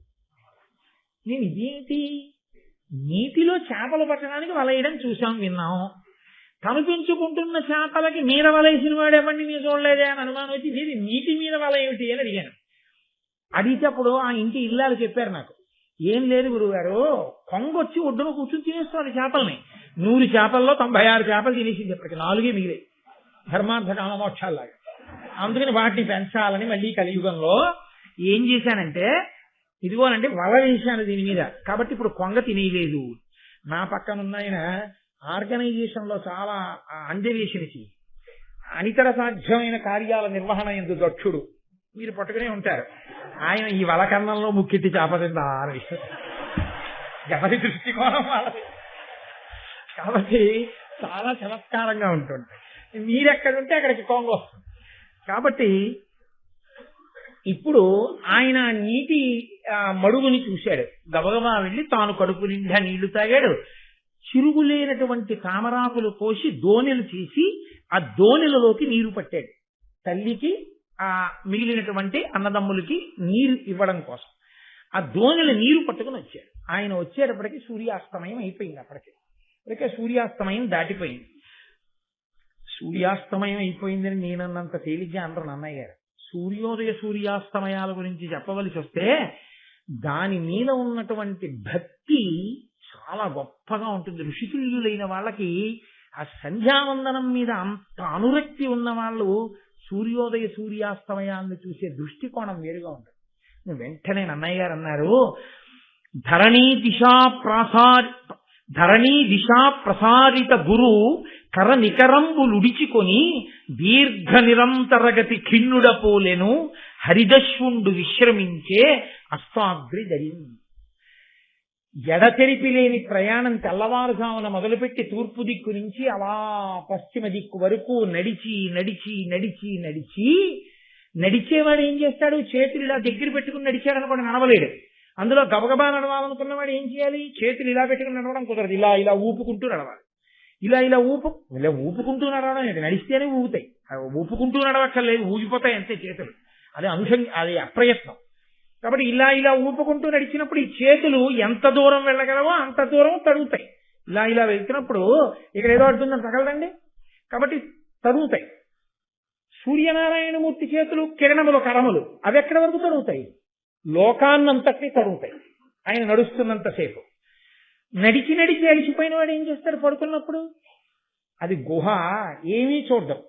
పడుకుని ఈ కాళ్ళు దగ్గరికి పెట్టేసుకుని చేతులు రెండు ఇలా దగ్గరికి పెట్టేసుకుని ఇలా పడుకుంటాడు. ఇంకా నిద్రలో ఇలా విస్తారంగా ఇలా చాపి పెట్టడు, ఇలా దగ్గరికి లాగేస్తాడు. తెల్లవారకట్ట నుంచి సాయంకాలం వరకు నడిచి నడిచి అలిసిపోయిన సూర్యుడు పశ్చిమాద్రి అనబడేటటువంటి గుహలో కాళ్ళు చేతులు దగ్గర పెట్టేసుకు పడుకున్నాడా అన్నట్టుగా ఇంకా కిరణములు కనపడ్డం మానేసి. అంటే కాంతి కరిగిపోయింది, చీకటి పడిందన్నానికి ఆయన ఎంత గొప్పగా తీసుకొచ్చారో చూడండి. అంటే ఆ సూర్యాస్తమయాన్ని అంత తాదాత్మ్యతతో కంటికి కనపడే భగవత్ స్వరూపం కదండి అది. తిక్కనగా ఎంత గొప్పగా వర్ణిస్తారో ఆ సూర్యోదయ సూర్యాస్తమయాల్ని. కాబట్టి అలా సూర్యాస్తమయం అయిపోయింది. ఇంత జాగ్రత్తగా తీసుకొచ్చిన భీముడి కన్నా ఎత్తుకు తీసుకురాబడినటువంటి పాండవులు, మిగిలిన పాండవులు కుంతి బడలిపోయారు. వాళ్ళు ఎక్కడి వాళ్ళక్కడే. నిద్ర సుఖం ఎరగదు, ఆకలి రుచి ఎరగదు. వాళ్ళు ఆ బడలికకి ఆ చేతులకి తల కింద చేతులు పెట్టుకుని ఎవరు దొరికితే చంపేద్దామని చూడబడుతున్నటువంటి పాండవులు, ధర్మరాజు, అర్జునుడు, నకులుడు, సహదేవుడు, నలుగురు, కుంతీదేవి నిద్రపోతున్నారు. వచ్చి చూశాడు భీముడు. ఎంత బాధ కలిగిందో, ఇంత అలిసిపోయి నిద్రపోతున్నారు, లేపి నీళ్లు తాగండి అన్న, ఎందుకు లేచాక తాగుతారులే అనుకున్నాడు. అది చాలా ప్రేమతో కూడిన మాట తెలుసండి. అమ్మ, మీరు చూడండి, ఎప్పుడైనా అమ్మ నోటి వెంటే వస్తాయి ఆ మాట. ఏదో ప్రయాణం చేసి వస్తాం, రాత్రి 9ంటికి వెళ్ళిపోతాం కదా, వెళ్ళిపోయిన తర్వాత గబగబా ఏముందిలే ఇంత ఉప్మా చేసి పెట్టేస్తాను, తినేసి పడుకుందరు కానీ ఏదో కారణానికి ఆ బస్సు ఎక్కడో చీకట్లో ఆగిపోయి మళ్ళీ బయలుదేరి రాత్రి ఇంటికి వచ్చేటప్పటికి 12 అయిపోయింది అనుకోండి. అమ్మ అమ్మ ఆకలమ్మ ఆకలమ్మ ఆకలమ్మ అని ఇంట్లో దిగిన పిల్లలు ఇంటికి రాగానే అమ్మ ఉప్మా చేస్తుందా, అమ్మ మజ్జిగ ఇస్తుందా, ఇవి చూడరు. సోఫాలో ఓడిపడిపోతారు, మంచం మీద ఓడిపడిపోతారు, ఆ చెప్పులు ఇప్పేసి వాళ్ళు ఎక్కడి వాళ్ళు అక్కడే అలా పడుకుని నిద్రపోతారు. నిద్రపోతే అమ్మ అప్పుడు ఇంకా ఉప్మా చేయదు, గబగబా పాలు కాచేసి ఇలా కురిపేసి చల్లారి పెట్టేసి ఉప్పని ఊదేసి ఆ పాలు పట్టుకొచ్చి పిల్లల్ని చూసి, పాపం అమ్మ ఆకలి ఆకలి ఆకలి అన్నారు, ఎంతలా నిద్రపోతున్నారో, ఫోన్లో ఇంక రేపు ఇద్దాం పడుకొని అంటుంది. రాశీభూతమైన ప్రేమ ఉన్న చోటే ఆ మాట వస్తుంది. అది అమ్మలోంచి వస్తుంది ఆ మాట. సాధారణంగా ఏమి ఎక్కడైనా అమ్మే లోకంలో. అలా భీముడు ఆ పాండవుల్ని కుంతిని చూసి అయ్యయ్యో ఎంత నిద్రపోతున్నారో, రాళ్ల మీద ముళ్ళ మీద పడి నిద్రపోతున్నారు, చెట్టు కింద కటిక నేల మీద, లేచాక తాగుతారులే అని ఆ దొప్పలు అక్కడ పెట్టి చూసి ఆయన అనుకుంటున్నట్ట, త్రిభువన సామ్రాజ్య శ్రీ ప్రభుడగు ధర్మాత్మజుండు ప్రాకృత జనునట్లవు అభిరూక్షతలంబున ఇట్లు అభిభూతుండగునే నిద్ర అతి ఖిన్నుండై. 3 లోకములను పరిపాలించవలసినటువంటి వాడు, యవరాజ్య పట్టాభిషేకమై అయినవాడు, కురు సామ్రాజ్యానికి యువరాజు, బడలిపోయి ఇంత ఆపద నుంచి బయటపడి కటిక నేల మీద అరణ్యంలో ఒక చెట్టు కింద తన చెయ్యి తాను తలగడాగా పెట్టుకుని, అయ్యో క్రూర మృగాలు వచ్చి ఎత్తుకుపోతాయేమో అని కూడా మర్చిపోయి అలుపెరగకుండా ఇలా నిద్రపోతున్నాడా అని అమ్మ వంక చూశాడు. ఆ అమ్మ పడుకుని నిద్రపోతుంటే అమ్మ పొట్టలో రాళ్లు గుచ్చుకుని ఉన్నాయి. ఆ పొట్ట చూడగానే తానే గుర్తొచ్చారు, తన తమ్ముళ్ళు అన్నా గుర్తొచ్చారు. మమ్మల్ని కన్న కడుపు పాండు మహారాజు గారి యొక్క పత్ని. అమ్మ అలా పడుకున్నావా అనుకున్నాడు. ప్రేమ అన్న మాటని నన్నయ్య గారు భీముడి కళ్ళతోళ్ళలోంచి చూసి మాట్లాడతారు. అందుకుని ఋషితుల్యుడయ్యాడు మహానుభావుడు. ఆ ప్రేమలు, ఆ హృదయాలు అవి అత్యద్భుతం అండి. పేదరికం అనుభవించిన అన్నదమ్ములు, అక్క చెల్లెళ్ళు అందరూ అలా కలిసిమెలిసి ఉన్న రోజులుంటాయే, అవి ఎంత ఐశ్వర్యవంతులైన తర్వాత కూడా మీరు చూడండి, వాళ్ళు కలిసి కూర్చున్నప్పుడు మళ్ళీ వాళ్ళు కోరుకునేది ఏమిటో తెలుసా? ఏమీ వద్దు కానీ కాస్త వంకాయ పచ్చిపులుసు చేసి కంది పచ్చడి చెయ్యి అని. ఒరే గుర్తుందా, మనందరం కలిసి అమ్మా మనం ఆ రోజుల్లో కూరలు ఎక్కువ తెచ్చుకోవడానికి నెలాఖరులో డబ్బులు లేకపోతే అమ్మ కూరలు లేవు అని కూడా అనకుండా చక్కగా ఉన్న ఒక పెరట్లో ఉన్న 2 వంకాయలు కాల్చి పచ్చిపులుసు చేసి కందిపప్పు పచ్చడి చేసి అమ్మ రుబ్బుతుంటే ఎంత ఘుమఘుమలాడిపోయేదో. వేడన్నం మీద కంది పచ్చడి వేసి అమ్మ నెయ్యేసి మనం కలుపుకుని ఆ పచ్చి పులుసు కలిసి దంచుకు తింటుంటే అమ్మ మనకి పెడుతుంటే ఎలా తినేవాళ్ళం రా. ఇవాళ కంది పచ్చడి వంకాయ పచ్చి పులుసు తిందాం రా.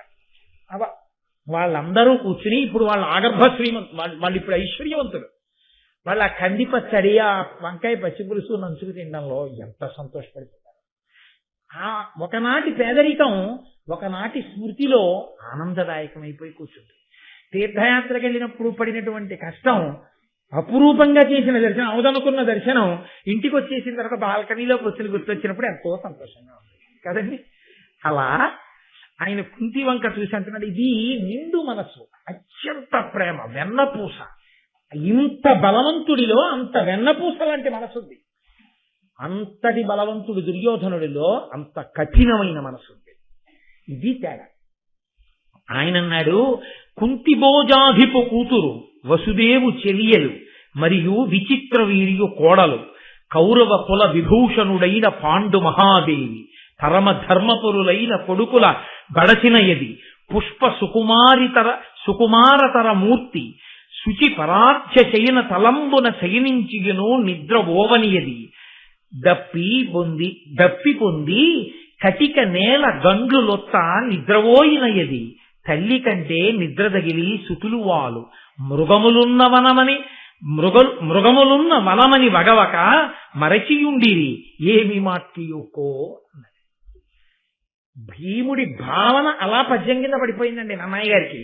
కుంతిభోజాధిపు కూతురు, కుంతిభోజుని యొక్క కుమార్తె, వసుదేవుని యొక్క చెల్లెలు, విచిత్రవీర్య మహారాజు గారి కోడలు, కౌరవ కులాలంకారుడైనటువంటి పాండు మహారాజు గారి యొక్క దేవి ఇల్లాలు, పరమ ధర్మపరులైనటువంటి 3 కొడుకుల్ని కన్న తల్లి, తన సమతి యొక్క 2 కొడుకుల్ని కూడా తల్లిలా కాపాడుతున్న తల్లి, వెరసి 5 ధర్మాత్ములకు తల్లి.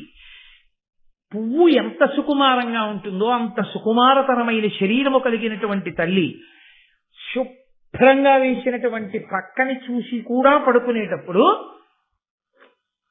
అంత బాగా నిద్రపట్టని తల్లి. చాలా గొప్ప మాట సుమండి. మెత్తటి పరుపు అనలేదు, మెత్తటి పరుపు భోగకారకం. శుభ్రమైనటువంటి శయనం అంతఃకరణ శుద్ధికి, తాను ఆ సమయంలో పడుకునేటటువంటి ఆ స్థితికి యోగ్యమైనటువంటి ఉపమానం. ఎంత చక్కటి మాట మాట్లాడుతున్నాడు. మా అమ్మ మెత్తటి పరుపుల మీద పడుకుంటుంది అనలేదు కొద్దిగా, మా అమ్మ శుభ్రమైన పడక మీద పడుకుంటుంది. అలా వేసినా పక్క పడుకోని అమ్మ. ఆవిడకి ఇప్పుడు పరుపులు అక్కర్లేదు, ఆవిడకి ఇప్పుడు భోగాలు అక్కర్లేదు, పాండురాజు గారు లేరు. ఆవిడ కోరుకునేది ఏంటంటే పక్క మీద దుప్పటి శుభ్రంగా ఉండాలి, తలగడ శుభ్రంగా ఉండాలి, గలీబు శుభ్రంగా ఉండాలి. ఒక కొడుకు దాని చేత బ్రతికిస్తాడండి తల్లిని. తాను ఎంత గొప్పగానైనా అలిసిపోనివ్వండి, అమ్మ పడుకుంటుంటే అమ్మ ఏమిటి ఆ మంచం మీద దుప్పటి ఏంటమ్మా అంత మార్చిపోయింది అంటే తల్లి ఏమంటుందో తెలుసా అండి? ఏం పర్వాలేదు రా, రేపు మార్చచ్చు, పడుకో, 9:30 అయింది, రోజు 10, 11 అవుతోంది, ఇవాళ ఏదో తొందరగా వచ్చావు, కాస్త పడుకో అంటారు. ఆయన అంటారు ఏం పర్వాలేదు పడుకుంటాను కానీ రే లోపల నీ ఇస్త్రీ దుప్పటి పట్టరా అని దుప్పటి తీసేసి దులిపి అమ్మ అటు పట్టుకో అన్నట్టు కొడుకుని మించి పట్టుకోమని పక్క బాగా వేసి అమ్మ పడుకో అని అమ్మ పక్కన కూర్చుని ఓసారి అమ్మ చెయ్యట్టుకుని అమ్మ ఏం తిన్నావు ఇవాళ, అమ్మ ఏంటి సంతోషంగా ఉందా, ఇవాళ భీష్మ సినిమా వచ్చిందట టీవీలో చూసావా, నీకు ఇష్టం కదూ పద్యాలు అంటే చూశానురా అని ఆ కొడుకు 4 మాటలు మాట్లాడి పక్క దుప్పటి శుభ్రమైంది వేసి వెళ్ళిపోయాడు అనుకోండి, ఆ తల్లి సంతోషంతో గాఢ నిద్రపోతుంది. అదే కొడుకు ఏటా దుఃఖిమాలని దుప్పటి ఇంట్లో ఉంటావు కదా, ఏం దుప్పటి మార్చుకోలేవమ్మా నువ్వు అని పడుకున్నాడు అనుకోండి, ఆ తల్లిని 3 రోజులు నిద్రపోదు. తల్లి ఆయుర్దాయం పెంచడం కొడుకు చేతిలో ఉంటుంది, తల్లి ఆయుర్దాయం తగ్గించడము కొడుకు చేతిలో ఉంటుంది. కొడుకు ప్రేమకి బతుకుతుంది. ఒక స్థాయిలో తల్లిదండ్రులు బతికేది కొడుకు ప్రేమకే బతుకుతారు. ఉన్నారు తెలుసా అండి మహాత్ములు, ఈ ఊళ్ళో ఉన్నారు, నేను పేరు చెప్పడం ఎందుకు. తెల్లవారుజామున 6 గంటలకి వెడితే రాత్రి 10 గంటల వరకు నేను చూస్తాను అని అనాలి. కానీ ప్రతిరోజు శివరాత్రిగా ఆయన కోసం ఎక్కడెక్కడి నుంచో వచ్చి వైద్యం చేయించుకోవడానికి ఏ హాస్పిటల్కి వెళ్తే అక్కడే బాగు తీరి నిలబడేటటువంటి పేషెంట్ల స్థితిని పొంది అంత గొప్ప వైద్యుడిగా కీర్తిగాంచినటువంటి మహాపురుషులు ఉన్నారు, ఇప్పటికీ ఉన్నారు కాకినాడలో. ఆయన తెల్లవారుజామున అభిషేకం చేసుకుని అమ్మగారికి అభిషేక తీర్థం అక్కడ పెట్టి ప్రతిరోజు రాత్రి పడుకోబోయే ముందు వెళ్ళి అమ్మ పక్కలో కూర్చుని అమ్మని పలకరించి అమ్మతో కాసేపు మాట్లాడి ఇవాళ బొబ్బట్టేసింది కోడలు తినావమ్మా అంటే ఏం తింటానరా, షుగర్ కదా తిన్నది, నీకెందుకమ్మా అని ఓ పెద్ద నవ్వు నవ్వి, నువ్వు తినే నేనున్నానుగా డాక్టర్ని వేసేస్తాను టాబ్లెట్ అని ఓ 2 బొబ్బట్టు ముక్కలు నోట్లో పెట్టి ఓ టాబ్లెట్ వేసి అమ్మ చెయ్యట్టుకుని ఒక 5 నిమిషాలు మాట్లాడి వెళ్లి పడుకున్న కారణం చేత తల్లిగారు 80 సంవత్సరాలు బతికినటువంటి తల్లికి కొడుకై లోకమంత చేత కీర్తింపబడుతున్న మహాపురుషుడైన వాడు ఒకడు ఇప్పటికీ డాక్టర్గా ఈ ఊళ్ళో ఉన్నారు. పేరు నేను చెప్పక్కర్లేదు, మీరు పట్టుకుని ఉంటారు. ఇంకా నేను పేరు చెప్పవలసి వస్తే అది అమర్యాదే వస్తుంది. కాబట్టి ఉన్నారు పెద్దలు, తల్లిని ప్రేమతో బతికించుకున్న వాళ్ళు ఉన్నారు, ఇక్కడే ఉన్నారు. కనురాపు తగులుతుందని నేను చెప్పట్లేదండి. వాళ్ళు శతాయుష్కులై ఆ పిల్లల కీర్తి పొందాలి, ఆ తల్లులు అటువంటి వైభవం పొందాలి. కనీసం ఆదర్శవంతంగా చెప్పుకోవడానికి అలాంటి తల్లులు అటువంటి కొడుకులు లోకంలో మిగలాలి. కాబట్టి ఆ కుంతిని చూసి ఆయన అయ్యో శుభ్రమైన పడక మీద పడుకునే తల్లి అంటే అమ్మకి పక్క సర్ది పడుకునే అలవాటు ఉన్నవాడు భీమసేనుడు. కాబట్టి అయ్యయ్యో ఇటువంటి అమ్మ కటిక నేల మీద పడుకుంది. పైగా ఎలా పడుకుంది, అమ్మ పడుకున్నప్పుడు కటిక నేల గండ్లు లొక్క నిద్రపోయినది. అమ్మ నిద్రపోతుంటే అమ్మ కడుపుకి రాళ్లు గుచ్చుకుని ఉన్నాయి, రాళ్లు గుచ్చుకుని ఉంటే నిద్రపోతోంది అమ్మ. అమ్మా ఎంత అలిసిపోయావమ్మా, ఎటువంటి దానివమ్మా, 5 కొడుకుల ఉండి నిన్ను శుభ్రమైన మంచం మీద పడుకోబెట్టుకోలేకపోయావు, కటిక నేల మీద బడలిపోయి రాళ్లు గుచ్చుకుంటూ నిద్రపోతున్నావా, ఇందుకు పనికొచ్చిందామా పరాక్రమం. ఈ బాధ కత్తి కుడపదండి దుర్యోధనుణ్ణి, అధర్మం నిలబడుతుందా. వెంటనే ఆయనకి జ్ఞాపకం వచ్చింది, ఏం అపకారం చేశాం, పెద్ద తండ్రి బిడ్డలం కదా, మా నాన్నగారు బ్రతికున్నంత కాలం అంత సేవ చేశాడు కదా, ఇంత అన్యాయం చేస్తాడా, రాత్రికి రాత్రి మమ్మల్ని కాల్చేసే ప్రయత్నం చేశాడా. మా అమ్మ కన్న కడుపు చల్లనిది కాబట్టి భీష్మ ద్రోణ కృపాచార్య విదురాది పెద్దల ఆశీర్వచనం మాకుంది కాబట్టి, మా అన్న ధర్మం మాకుంది కాబట్టి మేము బతికి బట్ట కట్టాం. ఎక్కడో దూరంగా ధ్వని వినపడుతోంది, బహుశా ఏదో ఊరుంది ఎక్కడో, కానీ నేను పరాకుగా ఉంటాను ఈ రాత్రి, ఇది అరణ్యం, వీళ్ళు 4 నిద్రపోతున్నారు, నేను కూడా నిద్రపోతే ఇబ్బంది రావచ్చు, కాబట్టి నేను తెలివిగా ఉండి వీళ్ళు హాయిగా నిద్రపోయేటట్టుగా చూస్తాను అని తాను నిద్రపోకుండా హాయిగా నిద్రపోతున్నటువంటి ఆ మిగిలిన అన్నదమ్ముల్ని అమ్మి సంతోషంగా పడుకుంటే నేను రక్షిస్తున్నాననుకుని ఆనందంగా అమ్మయ్యా బతికి బట్ట కట్టామని చెట్టుకి వీపు చేర్చి అలా చూస్తూ ఆలోచిస్తూ సంతోషంగా ఉన్నటువంటి భీమసేనుడు చూస్తుండగా వాళ్ళు నిద్రపోతున్నప్పుడు చప్పుడు చేయకుండా మనం సభని పూర్తి చేసి వాళ్ళు